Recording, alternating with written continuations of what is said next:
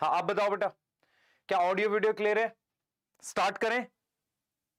आप चेक करो, yes, Thums up. ठीक है, तो लेक्चर को स्टार्ट करने से पहले मैं आपसे बस एक बात पूछना चाहूंगा बेटा, आप में से कितने बच्चे हैं जो नीट 2024 के लिए सीरियस हैं? एक बार मैं चाहूंगा कि एक बार कमेंट में, चैट में यस लिखो, क्योंकि बात क्या है ये बहुत जरूरी है समझनी। बात ये जरूरी है समझनी कि आपका एक एक सेकंड, एक एक मिनट कीमती है। अगर मैं आपको मतलब बहुत ज्यादा चीजों में इन्वॉल्व करूंगा और बाकी चीजें कराऊंगा तो उससे चीजें बनेंगी नहीं, क्योंकि टाइम बहुत कीमती है आपका। तो एक बार चैट में मुझे बता दो यार कि क्या आपको ऑडियो वीडियो क्लियर है क्या? फटाफट से चैट में बता दो। अगर आप मुझे सुन और देख पा रहे हैं तो लेक्चर को हम स्टार्ट कर पाएंगे। ठीक है, और मैं ये बात इसलिए बोल रहा हूं बेटा क्योंकि जैसे जैसे एग्जाम पास आता है ना, तो आपके आसपास ऐसी बहुत सारी चीजें होती हैं जो आपको लगता है कि शायद जरूरी हैं, पर आपको उनसे दूरी बना के रखनी चाहिए, क्योंकि वो चीजें आपको सिलेक्शन से दूर ले जा रही हैं। मैंने आपको ऑर्गेनिज्म पॉपुलेशन पूरा एक शॉर्ट में पढ़ाया, मैंने आपको बायोडाइवर्सिटी सॉरी इकोसिस्टम पूरा एक शॉर्ट में पढ़ाया। अब मैं बायोडाइवर्सिटी कर रहा हूं। अगर आप संकल्प भारत के मतलब टीचर्स की प्लानिंग की तरफ जाएंगे तो आप अगर देखेंगे लास्ट ईयर परिवर्तन में सारे वन शॉट हैं, इन चैप्टर्स के नहीं है। तो मैं ये करा रहा हूं, तो कहीं ना कहीं हमारा जो ध्येय है, हमारी जो इच्छा है वो ऐसी है कि यार बच्चे को मतलब कहीं ना कहीं हम फ्री एजुकेशन जो वो चाहता है कि यार वन शॉट मुझे टाइमली मिल जाए वो दे सकें, या वो चाहता है कि यार मुझे क्वालिटी कंटेंट मिल जाए वो दे सकें। तो अगर आप बेटा बिल्कुल रेडी हो एकदम पढ़ने के लिए, एकदम रेडी हो कि नहीं डेडिकेशन के साथ हम सुनेंगे सर की बात, तो मैं स्टार्ट कर रहा हूं। और आप में से जो कुछ बच्चे सवाल बार बार पूछते हैं कि क्या सर इससे नीट में क्वेश्चन बन जाएगा 100%, क्या इससे आपके मतलब उसमें क्वेश्चन बन जाएगा, नीट में क्वेश्चन बन जाएगा, क्या बोर्ड में बन जाएगा 100%? क्योंकि मैंने बेटा जब भी जहां भी पढ़ाया है वहां पर पूरी ईमानदारी से वो सारी चीजें कराई हैं जो आपके लिए इंपॉर्टेंट थी, और मैं उस चीजों पे आज भी टिका हुआ हूं, अपने उस प्रिंसिपल पे कि बच्चे इंपॉर्टेंट होते हैं। बच्चे सिर्फ पैसे का जरिया नहीं है, बच्चे इंपॉर्टेंट होते हैं बेटा, मैं उस चीज पर आज भी मतलब टिका हुआ हूं। तो कहीं ना कहीं आपके आसपास बहुत ज्यादा डिस्ट्रैक्शन है चीजों का, तो प्लीज पढ़ाई पर ध्यान दो, क्योंकि ये साल आपका है, ये करियर आपका है, और ये मतलब ये जो समय है ये आपका है। तो एक बार चैट में यस और ओके लिख दो। ठीक है, क्या हम स्टार्ट कर सकते हैं? सर कल क्या हुआ था?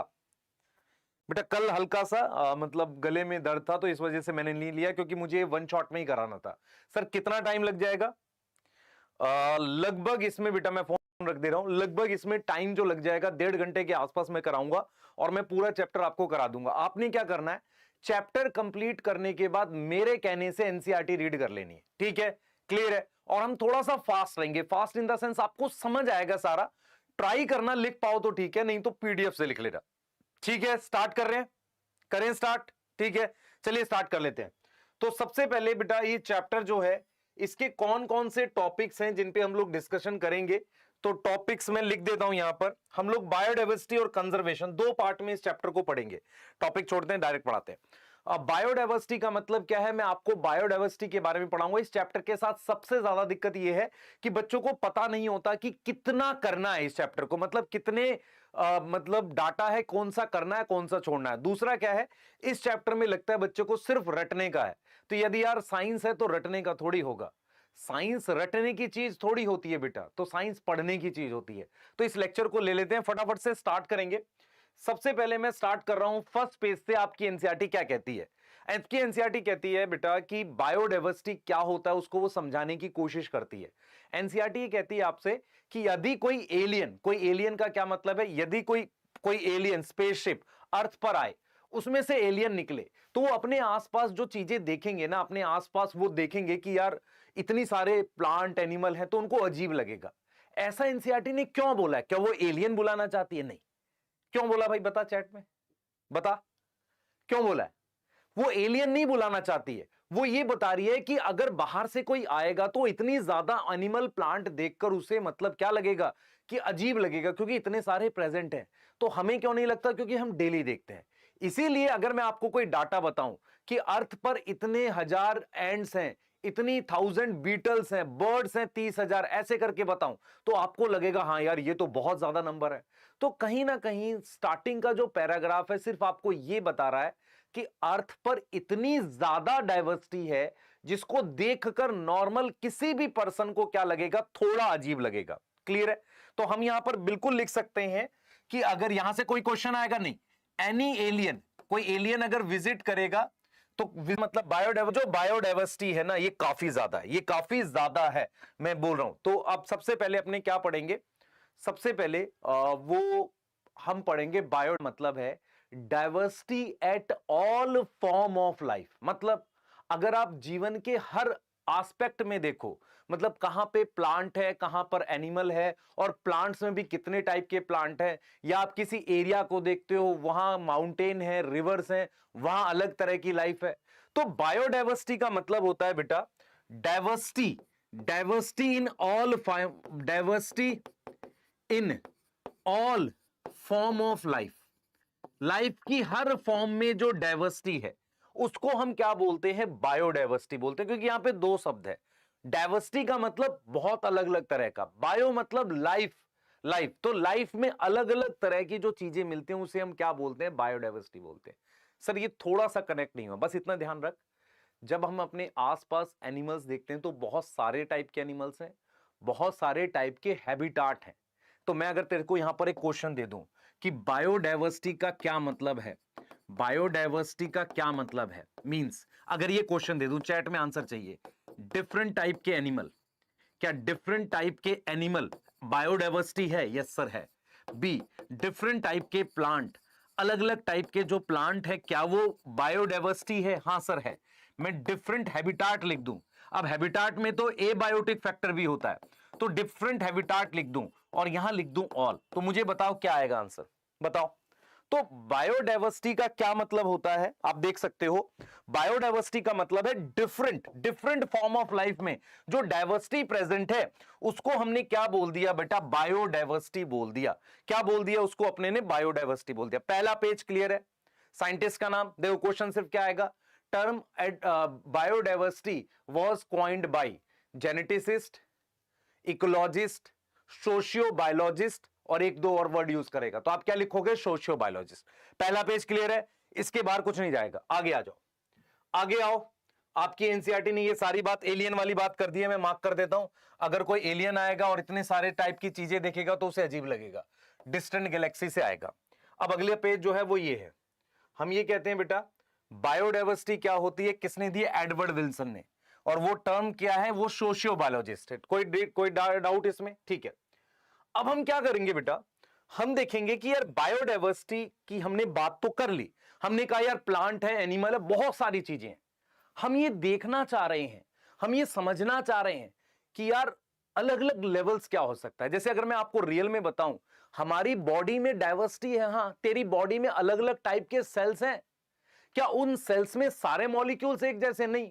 तो डाइवर्सिटी तो मॉलिक्यूल लेवल से स्टार्ट हो जाती है, सेल के लेवल से स्टार्ट हो जाती है, लेकिन क्योंकि हम इकोलॉजी पढ़ रहे हैं तो जो इंसान जो है वो सबसे छोटा लेवल है, हम उसके ऊपर की डाइवर्सिटी पढ़ेंगे। मतलब क्या हुआ, हम पढ़ेंगे कि भाई ह्यूमन एक स्पीशीज है, तो क्या ह्यूमन में भी डाइवर्सिटी है? मतलब जैसे मान लो आप और मेरी शकल तो अलग अलग है ना, तो हमारी कौन सी डाइवर्सिटी है, इसे कहेंगे स्पीशीज लेवल डाइवर्सिटी, या हम बोल सकते हैं जेनेटिक लेवल, क्योंकि हम तो सेम स्पीशीज है लेकिन हमारी जीन्स में फर्क है ना। मेरी बात समझ में आ रही है?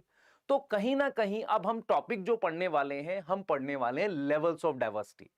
अगर मैं आपसे कहूं कि सबसे छोटा लेवल जेनेटिक लेवल है, क्या उससे नीचे भी बायोडाइवर्सिटी हो सकती है? हो सकती है। पर इकोलॉजी में सबसे छोटा लेवल क्या होता है? सर ऑर्गेनिज्म होता है। मेरी बात समझ पा रहा है? सबसे छोटा लेवल क्या होता है? ऑर्गेनिज्म होता है। तो इसीलिए जब हम बायोडाइवर्सिटी पढ़ते हैं, उसमें लेवल्स की बात करते हैं, तो हम 3 लेवल्स पढ़ते हैं बेटा। जब हम लेवल्स की बात करते हैं तो 3 लेवल्स की बात करते हैं। सबसे पहले बात करते हैं जेनेटिक लेवल। जेनेटिक लेवल का मतलब होता है कि जैसे आप और मैं दोनों सेम स्पीशीज को बिलोंग करते हो, पर हमारी कुछ जीन्स तो डेफिनेटली अलग है। यस और नो? यस। दूसरा लेवल होता है स्पीशीज, जैसे आप और काऊ एक अलग अलग स्पीशीज है कि नहीं? Yes sir. और तीसरा लेवल होता है इकोलॉजिकल। इकोलॉजिकल का मतलब होता है कि जब आप अलग अलग कंट्रीज को देखते हो, क्या वहां पर अलग अलग हैबिटाट, अलग अलग एरियाज हैं? बिल्कुल है। तो ये 3 लेवल की हमारे पास क्या होती है? बायोडाइवर्सिटी होती है। एक जेनेटिक लेवल, एक स्पीशीज लेवल और एक इकोलॉजिकल लेवल। ये 3 लेवल की हमारे पास क्या प्रेजेंट होती है, बायोडायवर्सिटी प्रेजेंट होती है। क्या यहां तक आपको क्लियर है? क्या यहां तक क्लियर है? तो अगर मैं कहूं क्या इससे नीचे के लेवल भी पॉसिबल है? हां, पर इकोलॉजी में नहीं, क्योंकि इकोलॉजी में सबसे छोटा लेवल क्या है, ह्यूमन है। ठीक है, चलिए सर आगे चल लेते हैं। तो सबसे छोटा लेवल हमारे पास जेनेटिक लेवल है। तो जेनेटिक लेवल का मतलब क्या हुआ है, with in species, with in species जो 2 मेंबर्स हैं, जैसे आप और हम हैं एक ही स्पीशीज के 2 मेंबर्स, उनमें क्या होता है, सम डिफरेंस होता है किसमें, जीन्स में, सम डिफरेंस इन जीन्स। इसका एक बढ़िया एग्जांपल एनसीईआरटी ने क्या बताया है कि मान लो ये इंडिया है, इंडिया में ये बेटा हिमालय का रीजन होता है। तो हिमालय के रीजन में हमारे पास एक प्लांट मिलता है, उस प्लांट का नाम है रॉ वोल्फिया। क्या नाम है सर, रॉ वोल्फिया वोमिटोरिया। अब ये जो रॉ वोल्फिया वोमिटोरिया है ना, इससे एक केमिकल मिलता है जिसका नाम रेसरपाइन है। तो रेसरपाइन क्या है सर, केमिकल है। अब क्या होता है कि जैसे जैसे मैं इस एरिया में यहां प्रेजेंट हूं, हिमालय में यहां प्रेजेंट हूं, यहां प्रेजेंट हूं, तो रॉ वोल्फिया वोमिटोरिया क्या शो करता है, जेनेटिक लेवल डाइवर्सिटी शो करता है। मतलब वहां पर अलग अलग तरह के क्या मिलते हैं, रॉ वोल्फिया के प्लांट मिलते हैं। यस, जिसमें क्या डिफरेंस होता है, डिफरेंस होता है अमाउंट ऑफ रेसरपाइन का। किसका डिफरेंस होता है बेटा, डिफरेंस होता है अमाउंट ऑफ रेसरपाइन। मेरी बात समझ में आ रही है, देख मेरी बात सुन। रेसरपाइन हो सकता है ब्लड प्रेशर को क्योर करने के लिए यूज होने वाला केमिकल है, जो किस प्लांट से मिलता था, रॉ वोल्फिया से। जैसे जैसे मैं हिमालय में एरिया वाइज चेंज करता हूं, तो मुझे रॉ वोल्फिया की वो स्पीशीज मिलती हैं जिनमें अमाउंट अलग है, मतलब स्पीशीज, एक ही स्पीशीज में अलग अलग फॉर्म मिलती हैं, स्ट्रेन मिलती है या वैरायटी मिलती है, जिसमें अमाउंट ऑफ रेसरपाइन अलग है, रेसरपाइन डिफरेंट है। और क्या बेटा अलग है, उनकी पोटेंसी अलग है। पोटेंसी समझ में आता है, उनका पोटेंसी, पोटेंसी मतलब काम करने की एबिलिटी अलग है। तो सबसे पहले आपने समझ लिया, तो जेनेटिक लेवल डाइवर्सिटी का बेस्ट एग्जांपल है रॉ वोल्फिया। कहां मिलता है, हिमालय में, हिमालय माउंटेन में। और रॉ वोल्फिया कुछ ऐसा दिखता है। रॉ वोल्फिया का ये प्लांट है, इसके ये जो इसके फ्रूट्स हैं, इनसे मिलता होगा वो केमिकल। यस, तो ये रॉ वोल्फिया के बारे में हम देख रहे हैं। ठीक है, तो ये हो गई मेरे पास कौन सी डाइवर्सिटी, जेनेटिक लेवल। दूसरा लेवल क्या था सर, दूसरा लेवल था स्पीशीज लेवल, मतलब अलग अलग स्पीशीज मिलती हैं। तो सेकंड लेवल बेटा हमारे पास है स्पीशीज लेवल। अब देखो क्या होता है, स्पीशीज लेवल का मतलब है डिफरेंट टाइप की स्पीशीज, डिफरेंट टाइप की स्पीशीज। अब मैं आपसे एक चीज बताता हूं बेटा, ध्यान से सुनना। जब आप इंडिया को देखते हो, तो इंडिया का ये वाला पार्ट जो है, यहां पर आपके पास वेस्टर्न घाट है। क्या है प्रेजेंट है बेटा, वेस्टर्न घाट है। वेस्टर्न घाट पे क्या होती है, थोड़े से माउंटेन यहां ऊंचे हैं, तो यहां रेन ज्यादा होती है। अगर यहां रेन ज्यादा होगी तो क्या होंगी सर, रिवर्स होंगी। रिवर्स की वजह से यहां पर एम्फीबियंस की स्पीशीज ज्यादा है, तो एम्फीबियंस की स्पीशीज का नंबर ज्यादा है। यस, और किसके कंपैरिजन में, ईस्टर्न घाट के कंपैरिजन में यहां पर थोड़ी सी कम बारिश होती है। मैं आपको दिखा भी देता हूं इंडिया में, इंडिया में बेटा ये वाला पार्ट जो है मेरे पास, ये वेस्टर्न घाट का पार्ट है। यहां पर काफी सारी क्या प्रेजेंट है, आप देखो ध्यान से, सह्याद्री और यहां पर नीलगिरी हिल्स ये प्रेजेंट है। तो यहां पर काफी मतलब अच्छे माउंटेन्स वगैरह होते हैं, काफी बायोडाइवर्सिटी है, क्यों, बारिश ज्यादा होती है। क्लियर है, तो यहां किसकी स्पीसीज ज्यादा मिलती है, एम्फीबियंस की। याद हो रहा है, सबसे पहले एडवर्ड विल्सन क्या थे, सोशियो बायोलॉजिस्ट, क्या दी टर्म बायोडाइवर्सिटी। दूसरा हम लेवल्स पढ़ रहे हैं, सबसे पहले रॉ वोल्फिया कौन सा लेवल है सर, जेनेटिक लेवल है। दूसरा हम बात कर रहे हैं किसकी, बात कर रहे हैं स्पीशीज लेवल की। वेस्टर्न घाट पे ज्यादा एम्फीबियन, एम्फीबियन कहां मिलते हैं, फ्रेश वाटर में। क्यों एम्फीबियन की बात कर रहे हैं, क्योंकि वो फ्रेश वाटर में मिलते हैं। यस, उसके बाद अपने बात कर लेते हैं, तीसरा हम बात करते हैं इकोलॉजिकल डाइवर्सिटी की। तो इकोलॉजिकल डाइवर्सिटी क्या है बेटा, इंडिया जो है ना, इंडिया में डिफरेंट इकोसिस्टम है, डिफरेंट टाइप के क्या है बेटा, एरियाज हैं, डिफरेंट टाइप के इकोसिस्टम है हमारे पास। जैसे मान लो हम बात कर सकते हैं, डेजर्ट है हमारे पास, मतलब डेजर्ट के अलावा माउंटेन है हमारे पास, और क्या है, घाट्स हैं, वेस्टर्न घाट है, यूसचरीज हैं। तो बहुत सारे टाइप के क्या है, इकोसिस्टम है। किसके कंपैरिजन में, एज कंपैरिजन टू, किसके कंपैरिजन में, स्कैंडिनेवियन कंट्री। ये क्या है भाई, स्कैंडिनेवियन कंट्री कौन सी होती है मैं बता देता हूं, पर आप ये समझो इंडिया एक बायोडाइवर्सिटी रिच रीजन है, वहां पर अलग अलग टाइप के इकोसिस्टम या बायोम प्रेजेंट है जहां पर काफी ज्यादा बायोडाइवर्सिटी मिलती है। स्कैंडिनेवियन कंट्री इसको बोलते हैं बेटा। जैसे ये तो अगर ध्यान से देख, यहां पर कुछ कंट्रीज हैं, जैसे ये स्वीडन है, यहां पर ये नॉर्वे है। ये कहां है अर्थ पे? अर्थ पे मेरे पास जैसे ये अर्थ है, ये इक्वेटर है, यहां ऊपर की तरफ है, ठीक है। इंडिया यहां कहीं है, ये ऊपर की तरफ है, पोल्स के पास है, तो यहां उतनी बायोडाइवर्सिटी नहीं मिलती। फिनलैंड हो गया, इन सब कंट्रीज को हम क्या बोलते हैं? स्कैंडिनेवियन कंट्री बोलते हैं। मेरी बात समझ में आ रही है? ये वो कंट्रीज हैं, ठीक है। सर ज्योग्राफी पढ़ा रहे हो? नहीं। तो मेरे पास सबसे पहले ये हो गया, ठीक है। हमने लेवल पढ़ लिया, हमने रॉ वोल्फे की बात कर ली, ठीक है, केमिकल की बात कर ली, रेसर पाइन।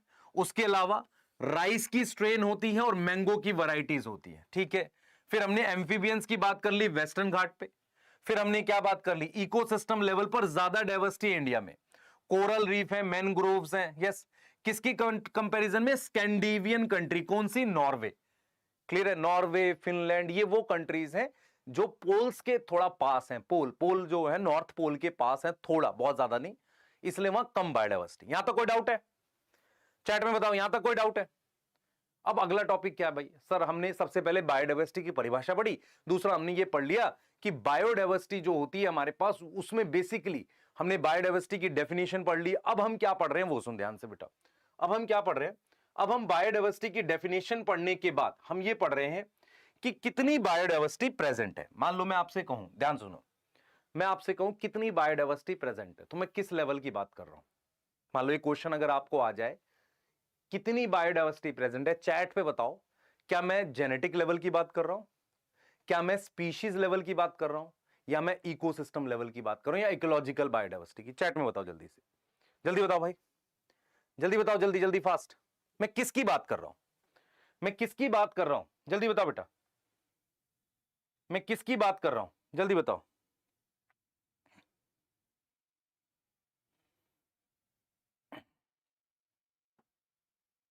ठीक है, किसकी बात कर रहा हूं? सुन लो ध्यान से, मैं बात कर रहा हूं किसकी? ध्यान से सुनेंगे। मैं यहां पर बात कर रहा हूं how much biodiversity are present. मैं बात कर रहा हूं किसकी? स्पीशीज लेवल की। मैं किसकी बात कर रहा हूं? स्पीशीज की। ये चीज समझ में आ रही है? स्पीशीज लेवल बायोडाइवर्सिटी की बात कर रहा हूं। तो हमने क्या किया बेटा? हमने क्या किया? हमने देखा कि एक ऑर्गेनाइजेशन है IUCN, फुल फॉर्म क्या है?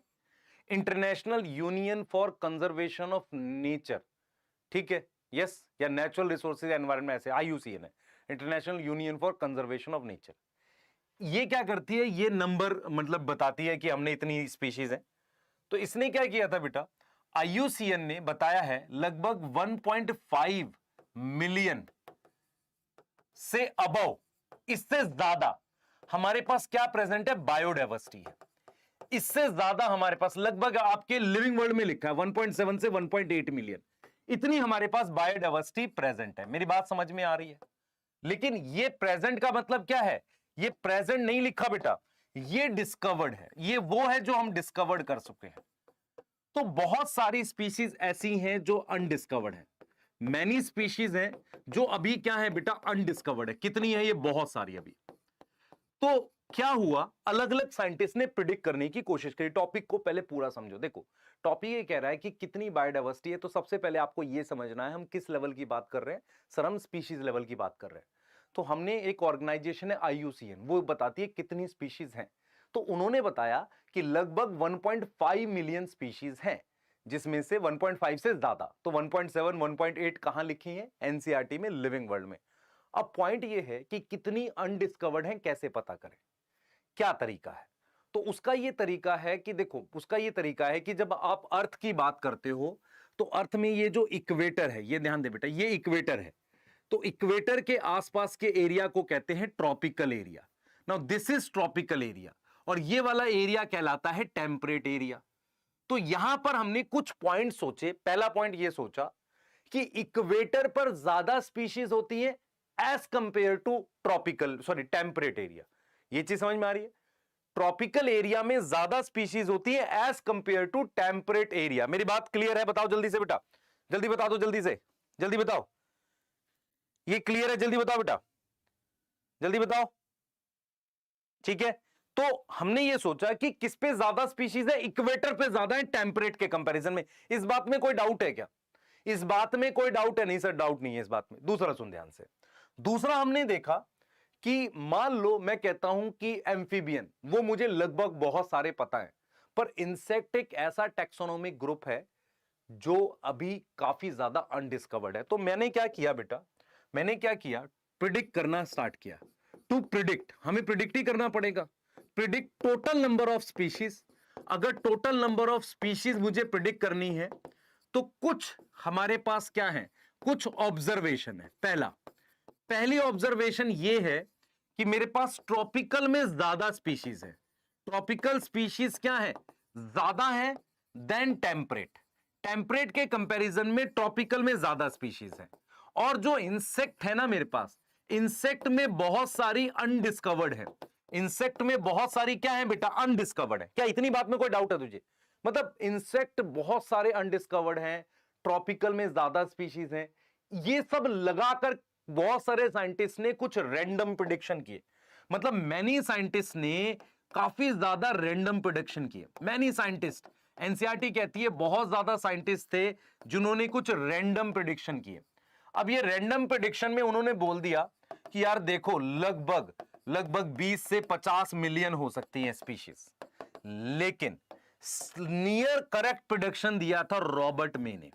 तो एक साइंटिस्ट थे रॉबर्ट मे, उन्होंने कहा यार देखो भाई, अगर मैं सही से अजम्पशन लगाऊं, जिसमें मैं क्या कर रहा हूं, ये दोनों बातें कंसीडर कर रहा हूं और मैं उसी ग्राफ बना रहा हूं और उस ग्राफ को आगे बढ़ाकर ये बता सकता हूं कि लगभग कितनी होगी। तो रॉबर्ट मे का नियर, हम बोलते हैं नियर करेक्ट अजम्पशन है, नियर करेक्ट अजम्पशन मानते हैं, है ना। और वो है लगभग कितना, वो है लगभग कितना, 7 मिलियन। कितना है भाई, 7 मिलियन। ये चीज समझ में आ रही है बेटा? मूवी देखने से ज्यादा इंपॉर्टेंट होता है लेक्चर देखना। यस और नो बताओ चैट में, क्योंकि ये आपका भविष्य बनाएगा, बाकी चीजें तो पता नहीं। यस, पर हमें इंटरेस्ट उसमें आता है। ठीक है, मैं बार बार बोल रहा हूं, डिस्ट्रैक्शन से बचो, समय नहीं है इन चीजों का अभी, क्योंकि ये बातें तुम्हारे लेवल की नहीं है अभी। पढ़ाई पे ध्यान दो। यस, ठीक है। तो 7 मिलियन, 7 मिलियन। यस, तो रॉबर्ट मे जो है उन्होंने नियरली करेक्ट अजम्पशन दिया है, नियरली करेक्ट प्रिडिक्शन दिया। उन्होंने बोला 7 मिलियन स्पीशीज है। ये रॉबर्ट मे एक इकोलॉजिस्ट थे जिन्होंने काम किया, उनकी पिक्चर आप देख सकते हैं। ठीक है, क्लियर है? यस, ठीक है बेटा, चलिए ठीक है। तो यहां तक हमने 2 टॉपिक कर लिए, एक कितनी स्पीशीज पॉसिबल है। तो आप एनसीईआरटी में जाएंगे तो आपने क्या करना है, ये लाइनें देखनी है कि कंसिडरिंग दैट द ओवरवेलमिंगली मतलब बहुत सारी स्पीशीज अभी डिस्कवर होनी बाकी है, waiting to be discover in tropical area, tropical में डिस्कवर होनी बाकी है। और कुछ ऐसे ग्रुप हैं जिनको काफी ज्यादा पढ़ा जाना बाकी है। उस चीज को एक्स्ट्रापोलेट करके बहुत लोगों ने 20 से 50 बोला, पर 7 मिलियन किसने बोला, रॉबर्ट मे ने। ये डाटा है जो आपको सिर्फ याद रखना है। ठीक है, यस सर, ठीक है। अब आ जाते हैं हम कि अर्थ पर कितनी बायोडाइवर्सिटी है। हमने नंबर की तो बात कर ली, हमने कहा कि यार रॉबर्ट मे ने बोला है 7 मिलियन, थोड़ा सा उसके बारे में जानते हैं। तो हम बात करते हैं डिटेल की। तो कुछ डिटेल ये है कि मान लो अगर हमें जितनी भी डिस्कवर है उसमें से हमारे पास लगभग 70% क्या है, एनिमल्स हैं। 70% क्या है, एनिमल्स हैं। 22% मेरे पास प्लांट्स हैं। अब इस प्लांट्स में आपको समझना पड़ेगा, इसमें एल्गी है, ब्रायो है, टेरिडो है, जिम्नो है, एनजीओ है।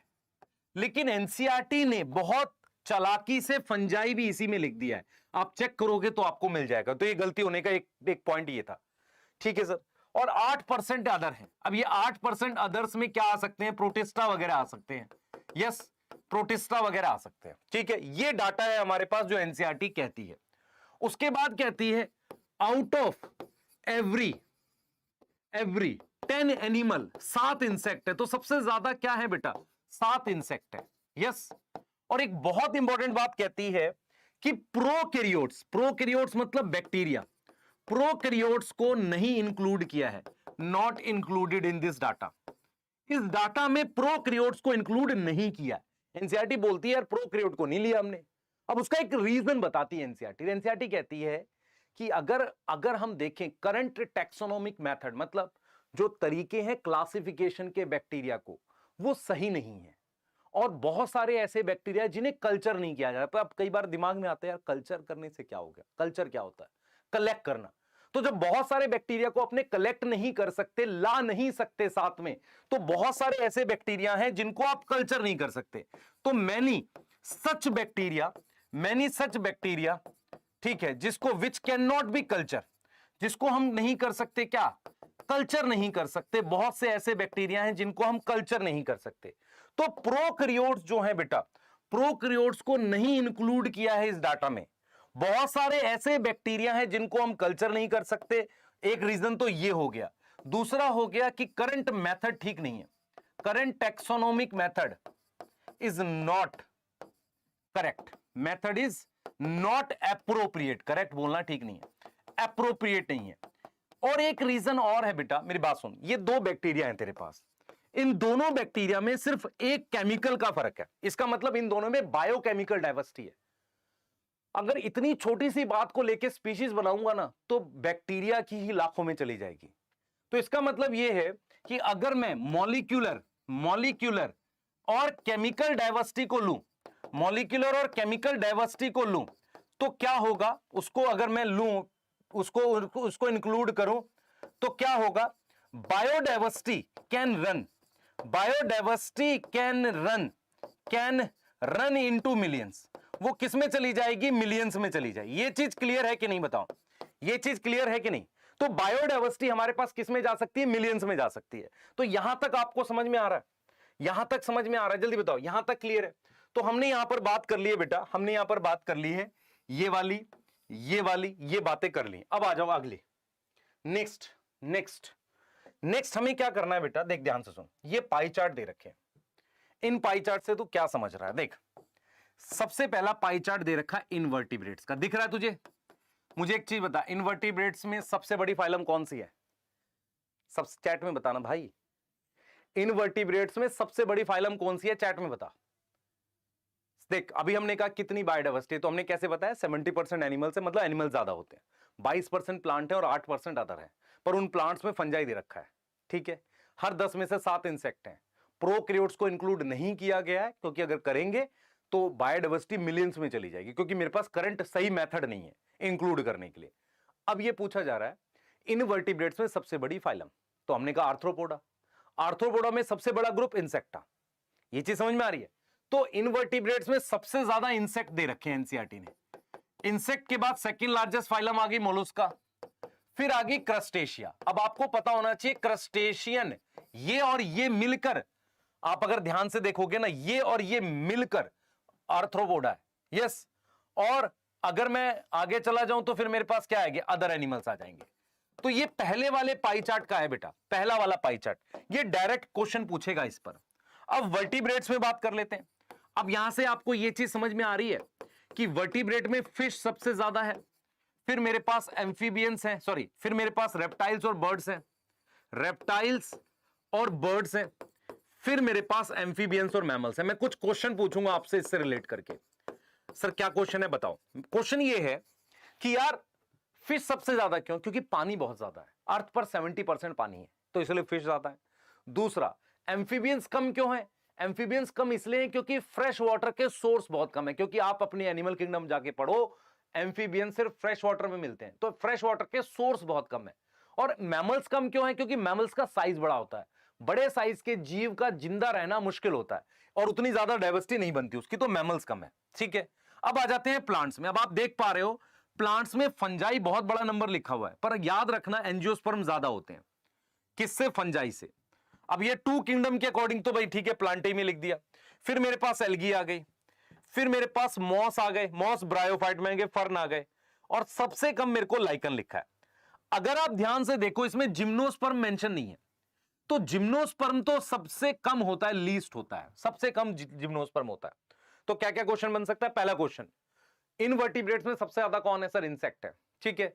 सबसे ज्यादा कौन है, इंसेक्ट है, यस और नो, यस। दूसरा, वर्टिब्रेट्स में सबसे ज्यादा कौन है, सर फिश है।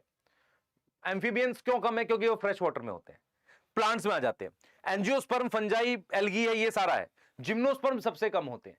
एंजियोस्पर्म आसपास है, क्योंकि एंजियोस्पर्म फ्लावरिंग प्लांट है, और एंजियोस्पर्म एवोल्यूशन में ये बात है, एंजियोस्पर्म और आपकी ये हनी भी साथ में इवॉल्व हुए थे पॉलिनेशन के लिए।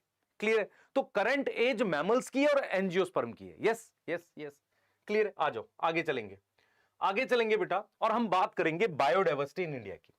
ठीक है, तो आप ये डाटा देख सकते हो, 70% 7 आर इंसेक्ट। यस, ये वाला तो अभी तक जो डाटा मैंने लिखवाया 70% ये रहा, 22% ये रहा। अब आप बात करते हैं अपने बायोडाइवर्सिटी इन इंडिया की। सर थोड़ा तेज पढ़ा रहे हो? नहीं, मैं आपको सही पेज से पढ़ा रहा हूं ताकि चैप्टर को हम टाइमली फिनिश भी करें।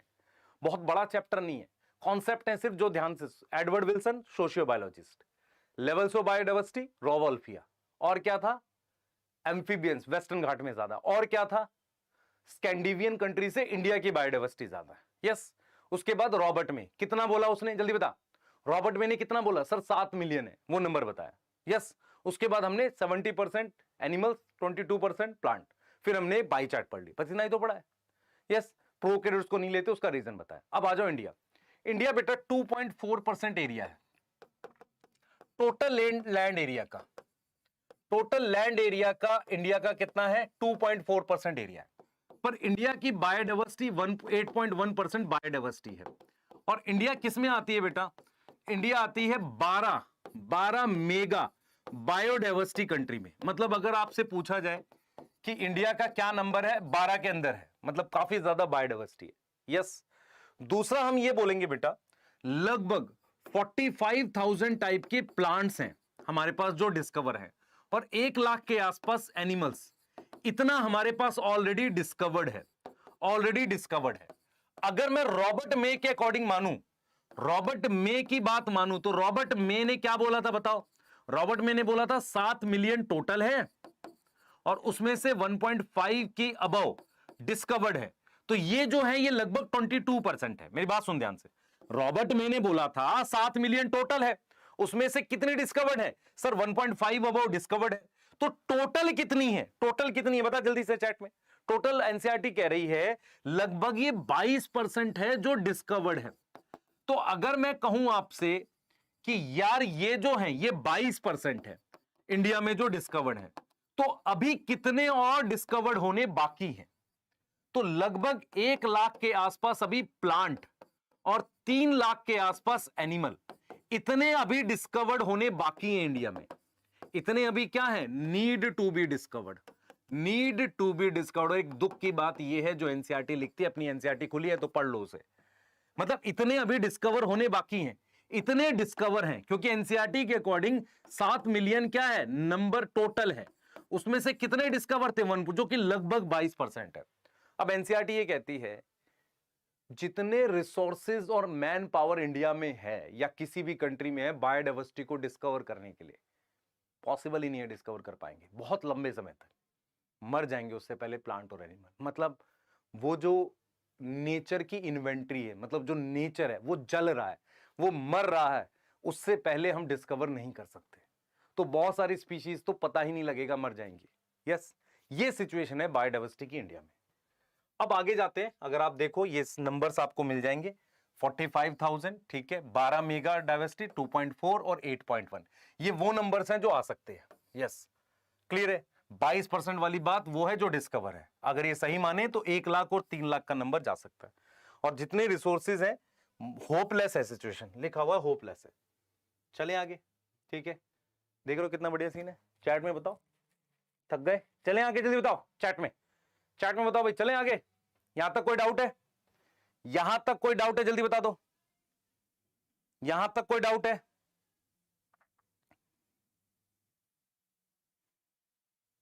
यहां तक कोई डाउट है? चैट में बता दो बेटा।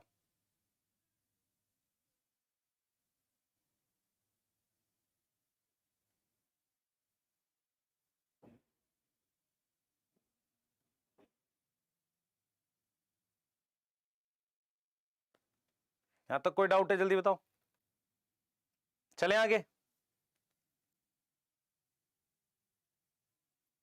यस, बता दो।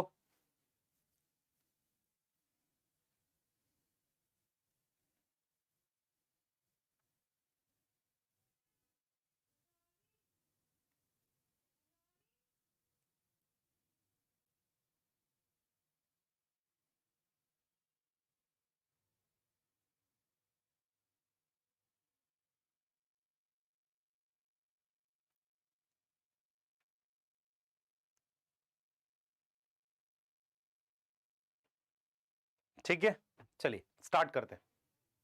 चलो आगे आ जाओ बेटा। अब आ जाओ पैटर्न्स। पैटर्न्स का क्या मतलब होता है, मैं आपसे पूछता हूं, ध्यान सुने। ये जगह आपने पहचाने, आपने सर क्या है, क्या यहां पर सब जगह एक जैसी बायोडाइवर्सिटी नहीं सर, यहां ज्यादा काऊ है, यहां कम काऊ है।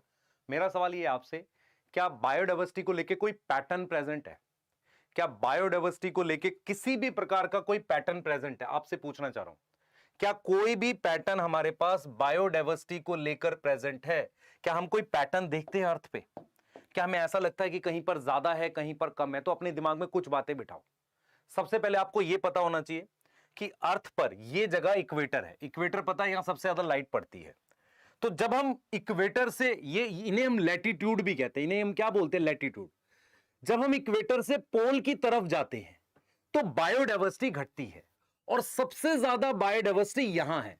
ये 23.5 डिग्री नॉर्थ और 23.5 डिग्री साउथ, इस एरिया में सबसे ज्यादा बायोडाइवर्सिटी मिलती है। तो सबसे पहला क्या है हमारे पास, क्या कोई पैटर्न दिखता है? सबसे पहले है लैटिट्यूडनल ग्रेडियंट। तो जब हम इक्वेटर से पोल पे जाते हैं बेटा, इक्वेटर से पोल पर जाते हैं तो बायोडाइवर्सिटी डिक्रीज करती है। तो कुछ डाटा है इस बात को लेके, बायोडाइवर्सिटी क्या करती है, डिक्रीज करती है। इसका मतलब मैक्सिमम बायोडाइवर्सिटी कहां पर है? मैक्सिमम बायोडाइवर्सिटी कहां पर है बताओ? तो मैक्सिमम बायोडाइवर्सिटी मेरे पास है ट्रॉपिकल एरिया में। अब यहां पर कुछ बच्चे कंफ्यूज होते हैं, what is difference between equator and tropics? Equator इस सिंगल लाइन को कहते हैं, ये जो पूरा एरिया है इसे ट्रॉपिकल एरिया कहते हैं। फर्क समझ में आ रहा है? इक्वेटर एक सिंगल लाइन है, जीरो, और जो पूरा एरिया है इसको क्या बोलते हैं, ट्रॉपिक्स बोलते हैं। तो ये हो गया। उसके बाद एनसीईआरटी कुछ एग्जांपल्स देती है, कहती है 23.5 degree north to 23.5 degree south maximum diversity है। क्या है हमारे पास? मैक्सिमम डाइवर्सिटी यहां है। दूसरा एनसीईआरटी कहती है कि यार जो बर्ड की स्पीशीज हैं, बर्ड, ठीक है, वो हमारे पास कोलंबिया एक कंट्री दिखा रहा है, फिर कह रहा है न्यूयॉर्क, और फिर कह रहा है ग्रीनलैंड। मेरी बात सुनना ध्यान से, ये कह रहा है कि कोलंबिया इक्वेटर पे, मैं दिखाता हूं आपको अभी। फिर अपने न्यूयॉर्क चले जाएंगे जो 41 डिग्री नॉर्थ है, फिर ये 71 डिग्री नॉर्थ पे है। इस पे लगभग 105 बर्ड की स्पीशीज मिलती हैं, इस पे 56 है, इस पे 1400 है। मतलब क्या हुआ, जो कंट्री इक्वेटर पर है उस पे ज्यादा बर्ड की स्पीशीज है, लेकिन जो पोल्स की तरफ चले गए यहां कम है। जैसे आपको देखना, ये देखिए, ये लाइन इक्वेटर है बेटा, ये लाइन इक्वेटर है, ये वाली, ये इक्वेटर की लाइन। अगर ध्यान से देख, ये इंडिया है, इसके जस्ट नीचे से जा रही है अफ्रीका है, ये अफ्रीका कॉन्टिनेंट, इसके सेंटर से ऐसे जा रही है। और ये साउथ अमेरिका है। साउथ अमेरिका जो है ना, ये यहां देख, ये कुछ कंट्रीज हैं, अब देख कौन कौन सी है। ये कोलंबिया है, ये ग्रीन वाली देख, ये कोलंबिया है। ये वाली तेरे पास वेनेजुएला है, ये वाली यहां पर नीचे इक्वाडोर है। तो ये थोड़ा लाइन नीचे करूंगा तो इससे जाएगी, एक्चुअल में यहां से जाती है ये लाइन। ये इक्वाडोर है, ये कोलंबिया, इनसे पास होती है लाइन। यस, थोड़ा नीचे करना पड़ेगा हल्का सा। मेरी बात समझ में आ रहा है कि नहीं? यस। तो आपको आइडिया लगना चाहिए। अच्छा, यहीं पर अमेज़न फॉरेस्ट है, ये वो एरिया है जहां पर ब्राजील आ जाएगा बेटा, ये ब्राजील है, ये यहां पर ये अमेज़न फॉरेस्ट यही है, पूरा अमेज़न फॉरेस्ट। तो अब आइडिया लग रहा है भाई, इक्वेटर के पास ये कोलंबिया है, ये इक्वाडोर है, ये ब्राजील है, ये सारी कंट्रीज हैं। उसके अलावा इंडिया भी ज्यादा दूर नहीं है। क्लियर है? अब देख, यहां पर ये कहेगा ये कहीं पर, यहां न्यूयॉर्क होगा, यहां कहीं ग्रीनलैंड होगा। तो यहां कह रहा है 1400 स्पीशीज हैं, यहां जाएंगे लगभग 105, यहां जाएंगे 56। तो घटेंगी ना बर्ड की स्पीशीज। सर नंबर याद करने नहीं, ठीक है। अब देख, अब ये कह रहा है, ठीक है सर, उसके बाद कह रहा है कि अमेज़न फॉरेस्ट है। तो अमेज़न फॉरेस्ट जो है आपको पता है किसमें बेटा? अमेज़न फॉरेस्ट अभी पढ़ा हमने, साउथ अमेरिका में है। तो साउथ अमेरिका में उसमें बड़ी बायोडाइवर्सिटी है, उसमें कुछ नंबर्स दे रखे हैं। उसमें नंबर्स में बेटा 1.25 लाख इनवर्टिब्रेट्स हैं। अब इस इनवर्टिब्रेट्स में आपको पता है कि मैक्सिमम इंसेक्ट होंगे। फिर मेरे पास लगभग मान लो 3000 मेरे पास फिश हैं। यस, लगभग 45,000 के आसपास प्लांट्स हैं, ये ठीक कर लेना यहां पे अगर कुछ गड़बड़ हो। और मेरे पास कुछ 1300 बर्ड्स हैं। यस, आप देख रहे हो। और 78 मैमल्स हैं। यस, ठीक है, क्लियर है। 478 मैमल्स और एम्फीबियंस हैं। एक चीज यहां पर अजीब है कि रेप्टाइल्स का नंबर एम्फीबियंस से कम है? कौन बच्चा बताएगा क्यों? Why in amphibians number of reptiles are less than amphibians? ऐसा क्यों है? कौन बताएगा? सोचो। ऐसा इसलिए बेटा, ऐसा इसलिए है क्योंकि एम्फीबियंस कहां मिलते हैं? फ्रेश वाटर में। अमेज़न फॉरेस्ट में बहुत बारिश होती है, वहां बहुत ज्यादा रिवर्स हैं, तो वहां एम्फीबियंस मिलेंगे। रेप्टाइल्स की नेचुरल हैबिटेट है डेजर्ट, तो रेप्टाइल्स की कम स्पीशीज है। तो ये की चीज क्या दिखा रही है कि इक्वेटर के पास बहुत ज्यादा बायोडाइवर्सिटी है। ऐसा ही एक डाटा इसने इसको लेकर लिखा है बेटा, न्यू इसको लेकर, क्या नाम है हमारे पास, यूएसए को लेकर इसने लिखा है कि हमारे पास फॉरेस्ट इक्वल एरिया में temperate region like Midwest USA में, देखो कह रहा है इक्वाडोर एक कंट्री है, उसमें 10 टाइम स्पीशीज मिलेंगी प्लांट्स की, किसके कंपैरिजन में? यूएसए के। अब यूएसए कहां और इक्वाडोर कहां? ये देख, ये इक्वाडोर है, ये इक्वेटर के पास है, मतलब इक्वेटर पे ही होता है ये, और यहां यूएसए, देख बेटा ये मैक्सिको होता है, ये मैक्सिको है, ये यूएसए मान ले। तो यूएसए जो है ना हमारे पास, इसमें कम स्पीशीज मिलेंगी, यहां ज्यादा मिलेंगी। लॉजिकल है ये बात, यस। अब हमें ये अमेज़न फॉरेस्ट का डायग्राम है, देख ले। अब क्वेश्चन ये है, क्वेश्चन ये पूछेगा कि इतनी ज्यादा बायोडाइवर्सिटी इक्वेटर पे क्यों है? सवाल ये है कि इतनी ज्यादा बायोडाइवर्सिटी इक्वेटर पे क्यों है? इसके 3 रीजन लिखे। पहला, इक्वेटर पे ज्यादा लाइट पड़ती है, ज्यादा लाइट पड़ने से क्या होता है? ज्यादा प्रोडक्टिविटी होती है, जो इनडायरेक्टली इंक्रीज करती है, ध्यान रखना इनडायरेक्टली, ये वर्ड याद रखना, इनडायरेक्टली इंक्रीज करती है बायोडाइवर्सिटी। इनडायरेक्टली इंक्रीज करती है क्या? बायोडाइवर्सिटी को। यस और नो? यस और नो? Yes sir. दूसरा हम यहां पर लिख सकते हैं कि जो इक्वेटर है ना बेटा, इक्वेटर, वो उसमें सीजन नहीं होते, लेस सीजनल होता है। मतलब वहां पर क्या होता है बेटा, वहां पे ना विंटर आती है ना समर आता है, लेस सीजनल होता है। अगर सीजन नहीं होगा तो क्या होगा बेटा? निश स्पेशलाइजेशन होगा। निश स्पेशलाइजेशन का क्या मतलब, मैं आपको अभी एग्जांपल दे देता हूं। अभी बहुत ज्यादा ठंड पड़ रही है, बहुत ज्यादा ठंड पड़ रही है, उससे क्या हो रहा है सर? बहुत ज्यादा ठंड पड़ने से क्या दिक्कत है? बहुत ज्यादा ठंड पड़ने से दिक्कत यह है बेटा कि बहुत सारी स्पीशीज जो काफी विंटर फील कर रही हो मर जाएंगी। ऐसे जब बहुत ज्यादा समर होगी कुछ स्पीशीज तब मर जाती हैं। लेकिन अलग अलग स्पीशीज, ज्यादा स्पीशीज बनने के चांसेस कब है? जब सीजन ना हो, कांस्टेंट क्लाइमेट हो। कैसा क्लाइमेट हो? कांस्टेंट क्लाइमेट हो। और नई स्पीशीज बनने के लिए निश का अलग होना जरूरी है, दो निश अलग होना जरूरी है। तो निश स्पेशलाइजेशन होगा, डाइवर्सिफिकेशन होता है। डाइवर्सिफिकेशन का मतलब है नई स्पीशीज बनती है। तीसरा हम ये कह रहे हैं कि जैसे अपने पास ये अर्थ है, तो जो इक्वेटर वाला एरिया है ना, वहां पर उतने ज्यादा ग्लेशियर्स नहीं आए हैं कभी। जैसे आप याद करो, आपने कभी कोई मूवी देखी थी, याद करो एक मूवी थी जिसमें मतलब बर्फ जमी रहती थी, याद, आइस एज करके। आइस एज क्या था? जब सब जगह बर्फ जम जाती थी तो कुछ एरियाज जो बचते थे वो इक्वेटर के आसपास के बचते थे। तो हम ये लिख सकते हैं कि इक्वेटर जो है उस पर नॉट